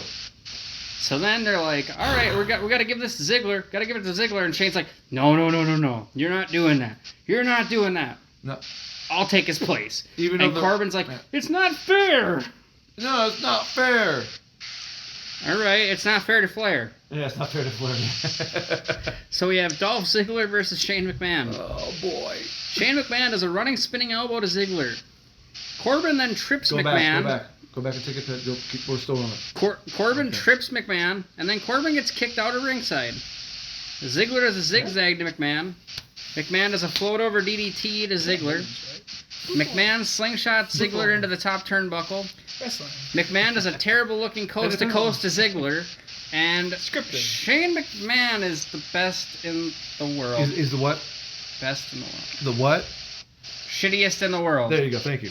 This happens for a good year and a half. Yeah, this is that's the part that bothers me so much, is that they decided to run with it. Like this is supposed to be a fucking house show, and this is the only story from this fucking tournament they ran with. No, that's what I said. The one thing that comes out of this entire show that anybody gives a shit about or doesn't give a shit about, but they continue, is this. Yeah. And we get a dumb heel run from, of all people, Shane McMahon becomes the best heel on SmackDown going forward. Well, I mean, kind of, though. The top heel. Strowman and Corbin actually runs after this, too. Yeah, nobody gives a shit about that, though. Well, but people don't. Well, I don't remember much about the Corbin part, but I know the Shane McMahon is etched in my brain as he does his best in the world shit. Well, then forces himself to be tag team champs with Miz. He doesn't force himself. Miz fucking begs him to do it. Miz forces him to do it. Yeah, it's just so. Miz begs like a little bitch for Shane to team with. Shane's like, "Fuck you! I don't want to team with you." He's like, "Come on, please." My daddy will be proud of me. Yeah. Yeah, we don't need to talk about any of the storylines that come out of Shane McMahon being best in the Yeah, we world. already reviewed that match. So God, it's fucking bad. anybody listening, The go match was fine. Yeah. The match was fine, but the storyline sucked ass. Yeah, it's like Brock Lesnar when he comes down to the Money in the Bank after it's like just about over. He just comes out of nowhere. I'm gonna go up and just beat everybody up, and I'm gonna go up the ladder, take the briefcase, and I'm Money in the Bank. It wasn't even introduced. Dude, in fuck the you. match We at got all. Boombox Brock out of that. That was No, great. that was That's cool. the only thing we got So that was good. really cool. But like this was fucking lame from point one to point whatever it ended, and it all started because Shane McMahon decided to sit there and say that he's the best in the world, and he's not. He throws the stupidest punches. Yep. He barely hits the friggin' the Van Coast. Daminator or whatever the fuck he calls it now. And the really dumb part was like, usually when the referee says, "No, the match is over." Apparently, all you gotta do now is go up to the announce guy and make him not say it over the mic, and nothing ever counts or exists in the world of WWE. The only thing that's logical about that is McMahon is technically the GM of SmackDown. Commissioner. He owns part of it or whatever. Commissioner SmackDown. But there's also commissioner for Raw. Paige here Oh, that's right. is the GM. That's right. SmackDown. Paige is the GM. Well, whatever. It don't matter. Anyways, McMahon has power. They have two people doing the same fucking job. McMahon has power. That's the only difference. But all right, DVD Freak, let's hear you rant about this shit. Before I rant about the shit. God, it's just like, it's not even worth ranting about. It's such trash. Like, it's such gutter garbage. Like, this is rock bottom. Like, this is the lowest of the low bullshit. I don't know, next match I remember watching this in just disbelief. I'm just, I can't even rate this. I don't even want to rate this. No. If I cried, it would be because I want to kill myself. Yeah, Because I'm a wrestling fan that just watched that happen. You know what I mean? See, they'd already lost me by this point, so. Yeah, I mean, we already watched. We already like pretty much like put ourselves through what 1, 2, 3, 4, 5, 6 fucking tournament matches. We're on to the 7th one, and it ends like this. Here Okay. comes the money. Not to mention, this was a heel versus heel to begin with, which I wouldn't mind watching to see what they could do, but like. Also, if you want to talk about being heel versus heel, when Shane puts himself in there, he's putting himself in there as the biggest baby face on the entire show. Yeah. So Shane At this McMahon, point in time. so in 2018, so in 2018, Shane McMahon at this point is like the biggest babyface on SmackDown. Eventually, he becomes That the wasn't top heel. intentional. How does that progression work for wrestling at all? It doesn't, and it was so stupid. Again, I'm gonna go with you, DVD. I'm not gonna rate this match. I'm giving it at the best fucking -2. I'm putting an asterisk.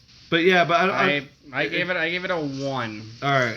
I need you to explain your 1 before I go on my little Moves fucking were rant about done in the ring. There was a bell. Okay. it. Shane didn't die. Shane didn't turn completely purple. Hey, DVD, how do you feel about Shane McMahon's punches? His little rapid fire speed bag shit. I mean, what the fuck, man? See, he was cool back in like 2001, but now it's just cringy. He's cringy. Yeah, I love that match. But now it's just cringy. He's just cringy to watch. It's just cringy to see a gray-haired He wasn't Shane even 50 McMahon at just. this point. Yeah, the gray-haired Shane McMahon just standing at the top of the cell. You know he's gonna just go through the table. It's just get down from there at this point. I'm Come glad, on, old man. I'm glad Yeah. they didn't do what there was a rumored storyline after Around this. 2018? Well, it's after this, but there was a rumored storyline where he was going to win the world title. Yeah, that would have. I remember that, He was gonna yeah. use this to win the world title. I'm like, fuck that. And I'm like, all right, I already don't like this shit. And shit like this is why I am the biggest AEW mark of the group right now, even though you're wearing an AEW shirt and I'm wearing an AEW shirt. But DVD Freak's probably wearing an AEW shirt. All right, I don't have to actually, ask. I don't have to actually ask. own any wrestling shirts. Yeah. Well, I have a lot of shit. Well, I'll be buying my AEW shirts when we go to Rampage, so I can't wait for that, to be honest with you. I want to see which one I choose. It'll probably be maybe the All Elite Baby one. I don't know. Yeah, I have Adam Cole's shirt on right now. Okay. But so Shane McMahon and David Arquette, which one would be which one? If Shane McMahon had won the world title, which one would be worse? I just listened. Shane McMahon. Thank you. I honestly just listened to Jeff Jarrett talk about, because I listened to Jeff Jarrett's podcast. Yeah, it's good stuff, isn't it? I just listened to him shit. talk about the David Arquette thing. I'm like, I actually respect David Arquette. Yeah. Arquette didn't want to do it. David Arquette winning the world title, fucking retarded.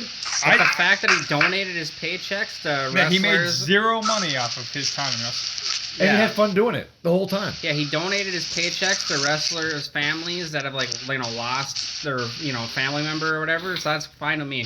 But my whole thing talking about the Shane McMahon thing is, speculation. I know nothing. This was his idea, or at least his dad's idea.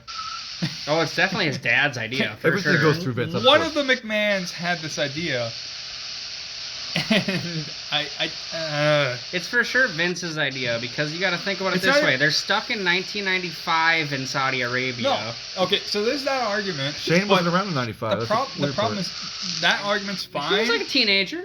That argument's fine Not if you wrestling. leave it in Saudi Arabia. Yeah. They made Yeah. this a main thing Storyline. for Yeah. like a year. Yeah, and did it work? No.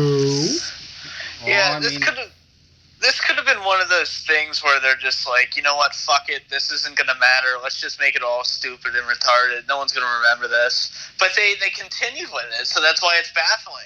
Well, I Well, mean, that's- just like they continued with that tag team cup thing, because Gallows and Anderson were carrying that fucking thing around. Oh, but I forgot about that. that's what, okay, so Well, see, we went to that TLC show in 2019, and the only Let's reason I go, remember Charlotte. is because Oh, they fuck carried yeah. the fucking cup out to the ring during that And tag title Aleister match. Black and Buddy Murphy had the best match in that. Yeah, it's between that or New Day and Revival. Well, yeah, FTR's the best. I love FTR. In a ladder match. I love FTR. Yeah, So- shit sucked. We can move on if you guys want to. I'm really we're- okay with that. We're gonna move on here in a second. I had another point, but you interrupted me. Make it. And okay, so Go ahead the and make it. worst thing. This is like a kind of side tangent. The worst thing I think happened to the WWE market and WWE as a whole for wrestling is TV deals. They give zero shit because they already have the money, and those deals go as long as they go. And I'll tell you, it's gonna fall apart in a few years when they realize that AEW is getting similar shit for far less money. But those TV deals with Fox, USA, and you're hearing it, and you see reports, USA is not happy, Fox isn't happy, they're requesting certain things in the draft, and they want certain people, and they want all this. Not having WWE Network anymore because of NBC, like shit like that. They took deals because that's where the money is. Yeah, They they're don't only thinking about the money. They don't care what we think. Well, definitely not, because then they wouldn't see if they didn't care about just the money, then all these fucking cuts they've been making this whole year wouldn't be happening. They wouldn't be Like- doing mass cuts. We don't need to talk about budget cuts when you're having your most profitable year of all time. Well, exactly, because we'd still have like Strowman and Wyatt and Black. You know, I'm glad Black's gone. I'm happy he's in AEW. we'd have Ruby Riott still I'm in happy WWE. she's in AEW. No, like we could be happy that they're there, sure. But if they weren't concerned about the money, they wouldn't be cutting these people. It just doesn't make any sense to me when you have your most profitable year and you're getting paid $3 billion at least between the 3 deals they already have. Nick Khan, yo. Yeah, he's just cutting people. Nick Khan, y'all. But we can move on now. I'm done. Oh, ranting. fuck. Any more to add to that tangent there, DVD Freak? I think I'm good. Yeah, I wouldn't want to touch that one You either. said it all. You said it all. Okay. No problem. So we go on to I could have kept going, but it would have meant nothing. We go on to the main event. That's what I was trying to prolong, because I'm not particularly want to talk about this either. Undertaker and Kane, the Brothers of Destruction versus DX. All right, boys. This match can, quote unquote, Suck it. yeah, that. All right. Kane does an uppercut and a running corner clothesline and an So arm wringer to what's Triple that? H. Shawn Michaels does a top rope axe handle to Kane's arm. Darn. I hope it hurt. HBK does an arm wringer, some chops, and a neck breaker to Kane. Let me know when he loses his mask. I have something. Kane attempts a choke slam to HBK, but HBK does some chops to Kane instead. HBK attempts to sweet chin music to Kane, but Kane moves.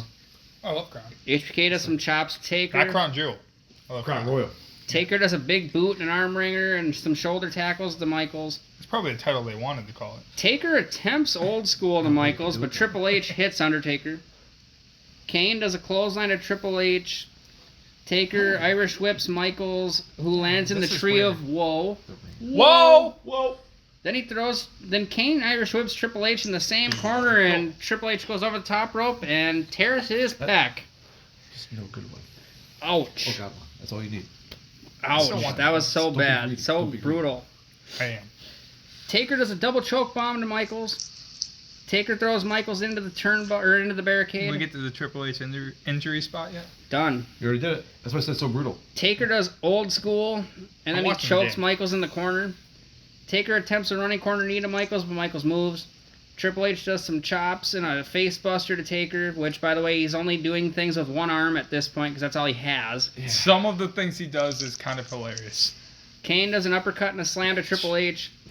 Kane attempts a running elbow to Triple H, but Triple H moves. Triple H does a DDT to Kane. Michaels does some chops, a flying forearm, and 2 atomic drops to Kane. Pork chops, chop salad. Michaels punches Taker off the apron. Michaels attempts a slam to Kane, but Kane attempts a power slam to Michaels, but then Michaels reverses that. DX do a double vertical suplex to Kane. Barely. Michaels does a top rope elbow to Kane. That's on Kane. That's on Kane. Thank you. That's on Kane, by the way. Michaels attempts to sweet chin music to Kane, but Kane reverses it. Kane then does a choke slam to Michaels instead. Taker does snake eyes and a running big boot and a leg drop to Michaels. He doesn't hit old school in this match, does he? He does. He already did. He said no. I thought he missed it both times. No, he already did it. Taker already did it to Michaels. Sorry, I ruined your moment. Michaels does a sweet chin music to Taker. Taker attempts a tombstone to Michaels on the announcer's table, but Triple H ends up pulling Michaels off the table. Triple H throws Kane into the steps. Triple H throws Taker into the barricade, which looks really awkward. That's the one that's hilarious because he was supposed to Irish whip him into it, but he couldn't move his fucking arms, so he's fucking... This Olay. Yeah. Hey, at least his quads survived the match. Oh, God. New Year's Revolution? Raw, yeah. The New Year's Revolution one, I'd give him all the credit for finishing that match. I give him the credit. All of them. I give him the credit for the Raw match because he was putting the walls of Jericho after that. Yeah. Kane does a choke slam to Triple H through the announcer's table.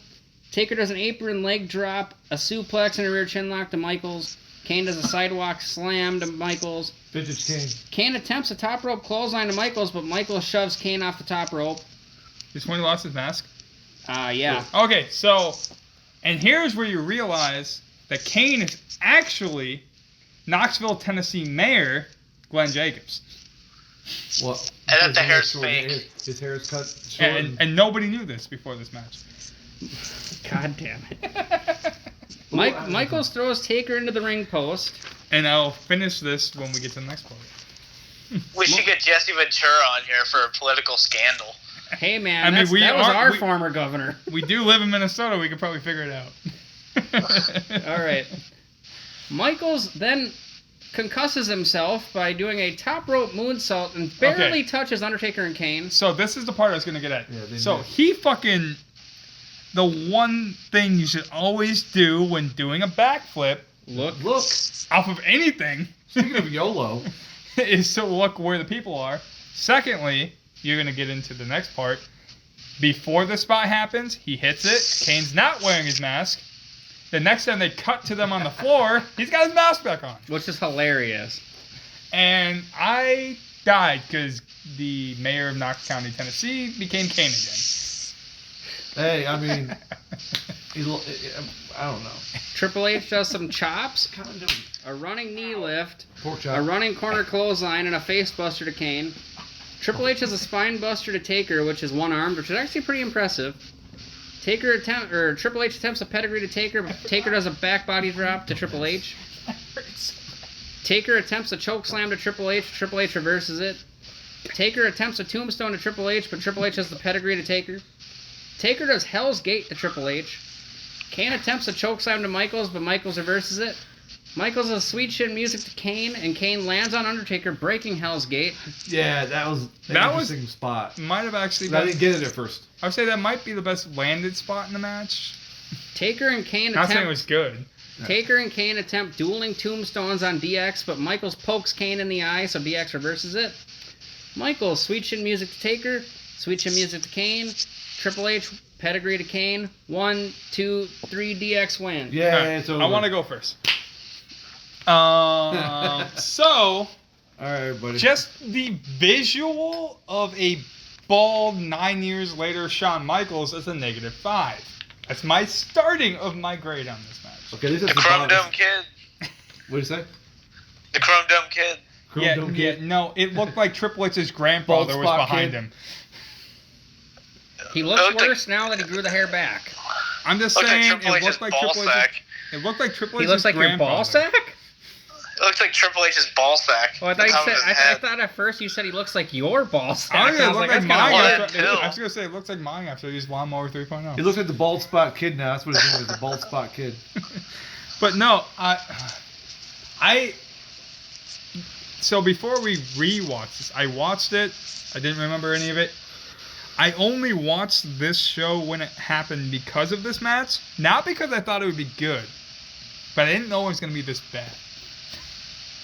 And it really was like what me and Chris were talking about. It really was just, it was just their age. Triple H is the only guy I think it was in any kind of condition to put to be in a match. They keep throwing Undertaker Well, I mean, out there. Undertaker was in the condition too because he had worked a few matches that year. Yeah, the that's only right, yeah. worst Undertaker match I can name That's true.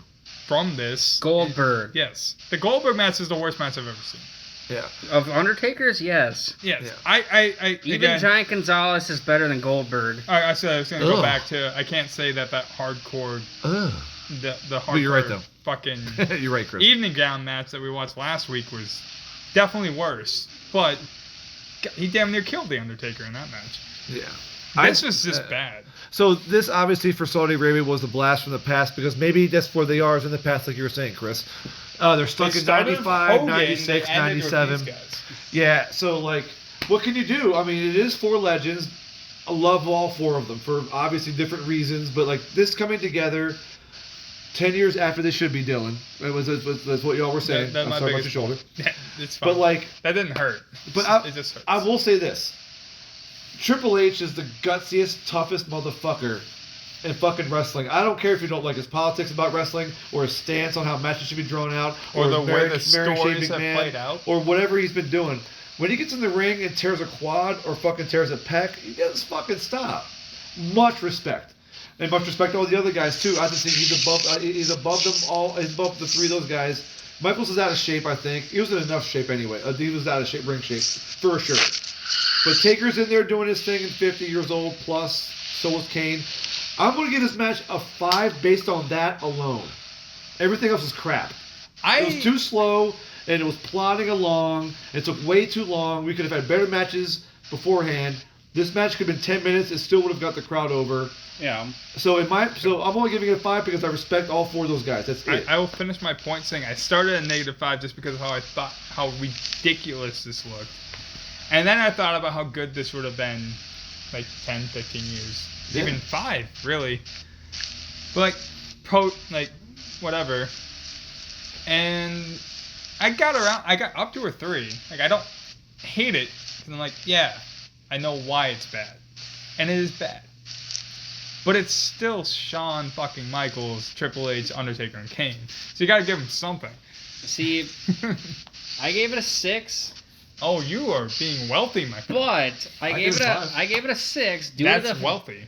I gave it a 6 due to the fact that first off, Triple H has gotten this fucking thing out after tearing his pec right at the very beginning. So my point to it is, I don't think my review of this match would be any different if Triple H didn't hurt himself.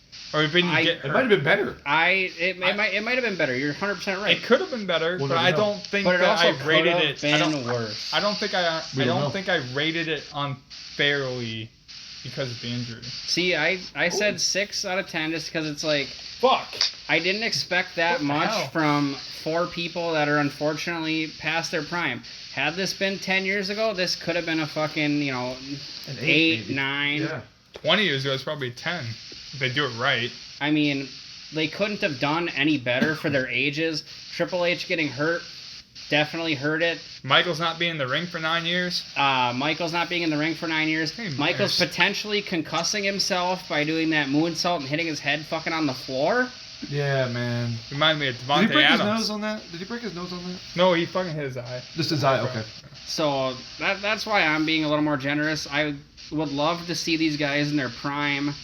They've had better matches against better opponents, but they were also younger. The weird thing... Okay, before I throw it to DVD Freak, because we're going to do that in a second. We didn't forget. This match not happening in the past seems weird to me. I mean, it might have happened on like Raw or something, but I think the not whole reason, that was on like a the whole reason pay-per-view. they sold this is that it hadn't happened. But DVD, what's up? I remember thinking that too. I was like, damn, that match never happened. I found that to be odd. But this match, let's say like this is the match they had 10, 15 years ago. This would have been a dumpster fire. But given the condition they're in, Shawn Michaels ironically looked the best out of anyone, and he had been out of the ring the longest. I thought Kane looked surprisingly good too. He did, actually. So We didn't mention the Kane bump. yeah, you have to kind of be generous with it because of their age and conditions. So I'm just gonna give it 2 out of 5. No, I feel that. That's me being nice. I think that's how we all felt about it anyway. And that's a like a round where it's between me and you, and then Chris over here being. No, well, Chris is way with yeah. It's a 6, a 4, it- or 3, a 2. I mean, it's all right there. Yeah, I mean like the well, his was 2 out of 5, so really it's like a 4. Yeah, that's what I'm saying. A 6, a 3, a 4, gotcha, 2. Kind okay. of gave it. Yeah, but like I think the closest we ever got to that match was maybe Austin and Triple H during Versus the Brothers of Destruction during The the two-man power trip. Well, in there's 2001. Didn't he get hurt in that match too? No, No, he got hurt it on was Raw Benoit like Jericho. the month after Judgment Day. I just know it was around like when the 2-man power trip didn't last. And they were against Benoit and Jericho Yeah, for the tag belts. that was a hell of a freaking match too. I watched it I because think that was the Monday Night Raw after Judgment Day, because Benoit and Jericho won the tag turmoil at Judgment Day. and Austin and Triple H fought Taker and Kane, and whoever pinned who would win the belts or whatever because they had all the belts in the match. Well, no, not so. That's a different one. You're thinking the month before at Backlash, Oh, it's Backlash. because okay. because they won the tag titles there. The next month at Judgment Day, Triple H lost the Intercontinental title to Kane. Austin beat Taker for the WWF title. That's and then what it was, yeah. Benoit and Jericho won the tag turmoil, got a shot for the tag titles on Raw, and then that's when the quad injury happened and Jericho and Benoit won the belts. Yeah. And then that makes TLC 3. TLC 3 which nobody remembers. That and 4. because it got boring after that. Well, not boring, but No, like, they were good yeah. matches. Just they were on Watered TV. down. They were on free TV. Nobody remembers free TV. I love TLC 4. That's my favorite TLC match. I was like, I shit- nobody I remembers shit free you not. TV. Maybe I have to go back and watch it again. I don't remember. You it, I reviewed guess. TLC 4. Yeah. Well, which one was it then? That was the TLC 4 is the one where Kane was by himself and he was supposed to team up with Hurricane. There's And like he Jeff won? Hardy and RVD. Gotcha. That was the odd. That was The only time that ever happened. Yeah, Gotcha. you did it on your old man review segment. Well, maybe it's just that maybe it just wasn't as memorable to me as it should have been. But yeah, well, obviously I go back and watch it. TLC 3, I don't remember at all. That was when Benoit took the table spot. He off the top rope. Yep. Yeah. You remember that one? Then they took him out, and then he came back in. I do now. I never viewed the match. Yeah. Hey man, he Ric Flaired it, all right? When like Ric Flair got the suplex off the ladder and the Money in the Bank. No, Yeah. if Went to the anything, back if and then anything, came back out. what you just said is Ric Flair Benoit it. And not in a bad way. Yeah, you gotta say I that see what you're saying. Benoit flared it just you. because Flair's older. No, Yeah. but Flair Benoit it because he did it after Benoit did. Yeah, but you gotta think, man, Flair could have died. You could have. Benoit did. That was legit. Like Okay, Flair Benoit took- did not die because of that spot. Yeah, Flair at like what 50 fucking years old, however old he was, when he took that, he flat backed a friggin' superplex off a ladder. He didn't even friggin' like put his feet down. He flat backed that motherfucker. And it's like All right. 57 years old, however old he was. So let's rope back into our show. Final thoughts. Yeah, Anything more on the main event? What are your thoughts? final thoughts, DVD Freak? It's your show after all, since you recommended this, you piece of shit. Do we give final ratings, like letter grade? As a show, not really. Just if you Okay. Watchable, yes or no. What would you rewatch? What's watchable in the show is basically how we just overall review the show. Yeah, we just. I mean, not much of it's very tough. watchable. But I'd say go back and watch Styles and Joe. That's what I was That's gonna pretty say. much it. That's pretty much it. yeah, maybe Ziggler. Maybe the first Rey Mysterio and Orton match was decent. Yeah, but then you gotta think, man. If you start off by watching that match, then you're like, you might get a little involved. Like, okay, what's gonna happen to Mysterio next? And then you're in. There has to be a disclaimer. Then you're fucked. That's when just turn it off. My thing is there's like, a note okay, there. so you got a 4-hour show, do this and this, you're done in 30 minutes and go home. Yeah. Yep. And you can go jerk off to pictures of Maki Ito. Fuck you! I don't do pictures. This is That a was high. very weird. I grabbed you. What'd you say? This is an example of why Vince and the company, they don't care about their fans because they don't need to. They're throwing millions of dollars. They're throwing $1 billion from Fox. They can do whatever they want. If they want to do a high production house show in Saudi Arabia and the fans don't like it, tough shit. They're making money. They don't care if we're gonna like it or not. So that's why these are worthless. I hate these shows. My follow-up to what you just said, though, is and this was my point I was going to make about the TV deals earlier, is when Fox is already upset, they're making changes, whatever. USA is doing what they do, but I'm saying, like, you look at the numbers that AEW does, you look at the TV deal that AEW has. Fox and USA know this, too. And when AEW, and this is where I could get some heat if somebody actually listens to me talk, those demo numbers matter. And when Dynamite and their TV deal is 1/20th, 1/10th, one whatever of WWE's, and their demo on Wednesday night is beating Monday Night Raw's demo on Monday night, and they paid $1 billion for that, their next deal's not going to be so good. I knew they were gonna regret it. Hey, like man, throwing $1 Nick billion at them. Dude, and Nick Khan literally said in an interview lately, if we had enough people to write the show and stuff, we would have had a 4th hour of Raw. I know, yeah. He wanted to make Raw 4 hours and SmackDown 3 hours. I'm like, what the fuck are you doing? See, look, apparently, so what do they say? If you, what's the say? But if you don't pay attention to history, you're doomed to repeat it, or whatever the saying is. How can he ever come up with that, knowing that Nitro died because it was a 3-hour show and they had a 2-hour friggin' Thunder? He's not thinking about that. He's just thinking about the ad revenue. I understand that, but the thing is though, is that you gotta have people watching to get the ad revenue. Though, it's a problem. And that goes back to what DVD said. They get the TV deals, they get the sponsor deals, or whatever you want to call them, and they don't gotta give a shit about the fans anymore. Because who's gonna watch a 4-hour Raw? Not me. I've watched maybe 1 or 2 3-hour Raws. Fucking Christ, dude. I'm not gonna lie, move dude. it back to 2. Then people might actually watch again. I'm not gonna lie. That's where I was going And with the this. concept be more focused. My favorite thing about AEW having even if Rampage was 2 hours, I'd be fine with that. If I had 2 hours and 2 hours, Wednesday, Friday, and I did 2 hours, I'm like, it goes by. Push off. Yeah, they called him for it. It goes by Nice. 2 hours and 2 hours. I'd be like, yeah, all right, that was pretty fast. I've never watched it down and that felt like more than 2 hours. I'm like, it's over? Okay. It really depends on the episode for me. Like that Omega and Bryan match episode, that one was wow, okay, it's been 2 hours? I'm saying 30 minutes was there's a few times, I'm It was just a saying, little in what you just said, there is a few times where I'm sitting okay, this is going, but I never felt like it was more than 2 hours. I've always had something I was invested in.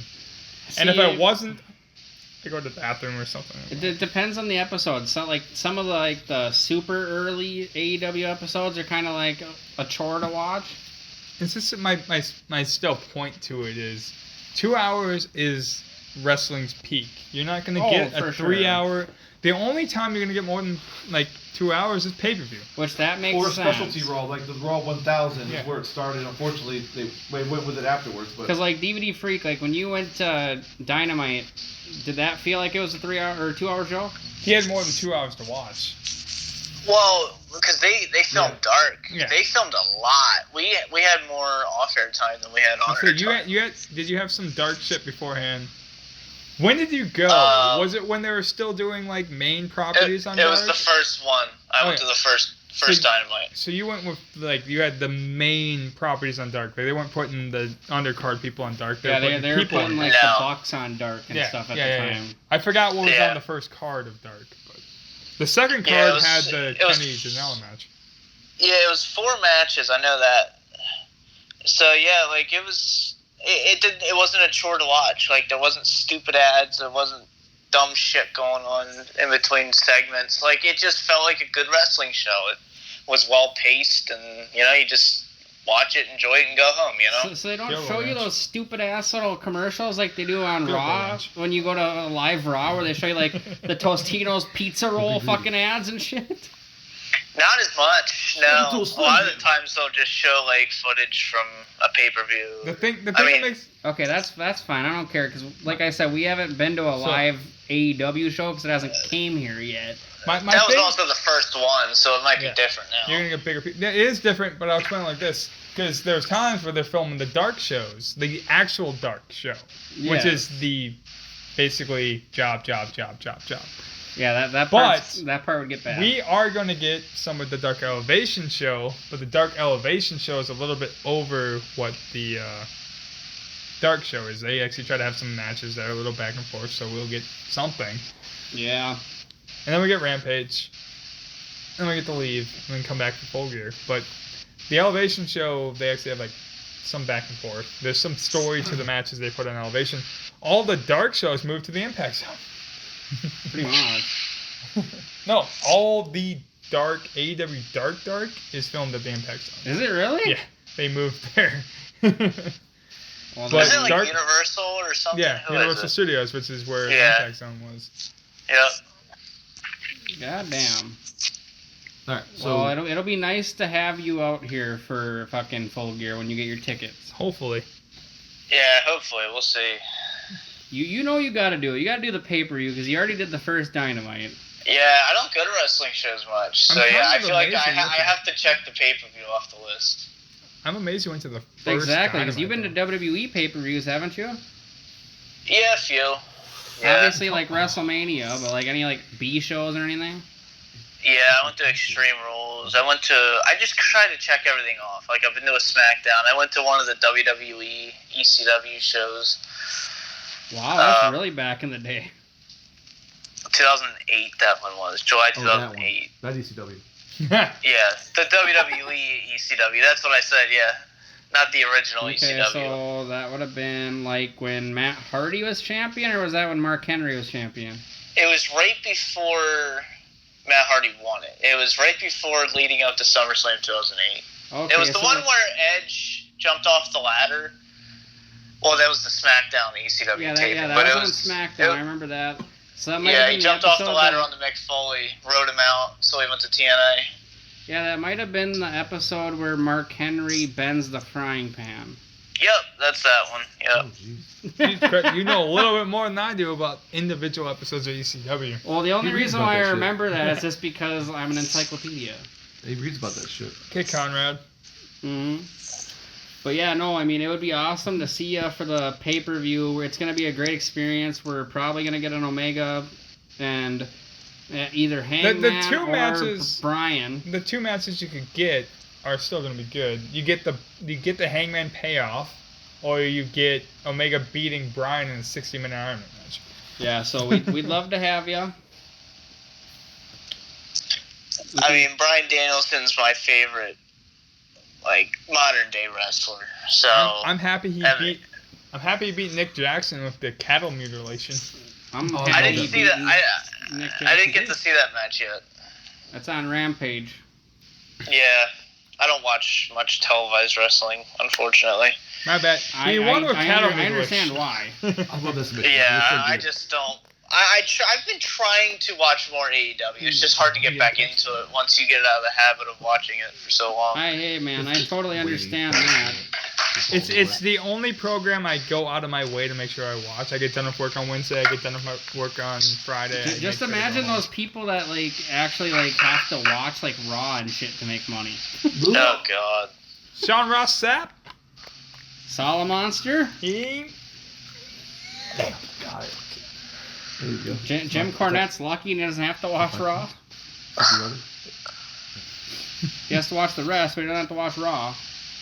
We're around. Yeah, I'm sorry. But alright, we're gonna cut the recording part. We can keep talking.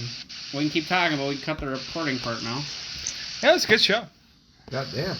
Meaning, Well, not a good our show, stuff, but not the show we reviewed. podcast is a good show. Yeah, fuck the pay-per-view. To all of our Yeah, loyal, fuck you. to our loyal listener, bye. I'm pretty sure I told you fuck you like whatever a year ago when we did this the first time. I was like, pick a show. So I'm like, yeah. I'm like, pick a I don't show. remember picking it. Crown I Royal. You were drunk because Royal. Yeah, I smoked too much. you also yeah. chose December to Dismember. You literally could pick something decent to watch, and you're like, nah. So my whole point is like when he's talking about you coming out here, if you come out here for the pay-per-view, yeah, we're gonna record that, and even if it's bad, it's better than the 2 times we've done it. Well, hey Yeah. man, It would have to be pretty goddamn bad to be worse than the 2 shows we've done so far. Yeah. Well, I for mean, fuck's sake. out of all the AEW shows, the worst one was the All Out one from last year because of the Hardy injury. And that wasn't even a bad show. No. I didn't like it. I thought it was a bad show. I liked didn't. FTR. I liked FTR and Omega and Page. Yeah. I liked I liked MJF and Moxley. Thunder Rosa.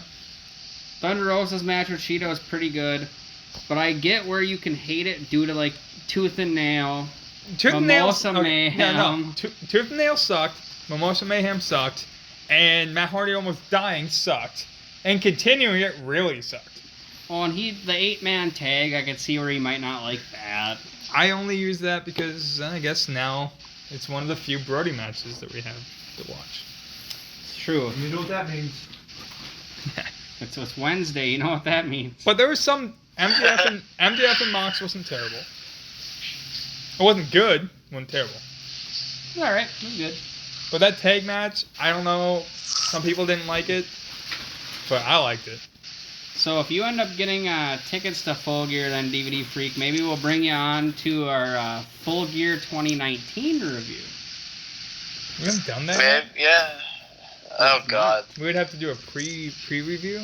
Cause I had that entire week off, so it doesn't really matter when you came out. Yeah. Yeah, as long as you're not doing 2020. Yeah. Now we already reviewed 2020 when it was happening. And Yeah. we already liked that one. Yeah, that's one of the better AEW shows until All Out popped up, and then this year, and I'm like, okay, that's the best one. Yeah, this one was fucking phenomenal. You couldn't have done anything better. Well, like I said earlier, the only thing I dislike about us getting this show is that we're coming off of the last show. Well, exactly. So you're gonna try to compare them, And that last show was so fucking good. and it's difficult. That's like saying, oh man, you guys, you're going to the pay-per-view after WrestleMania 17. Try to keep up with that.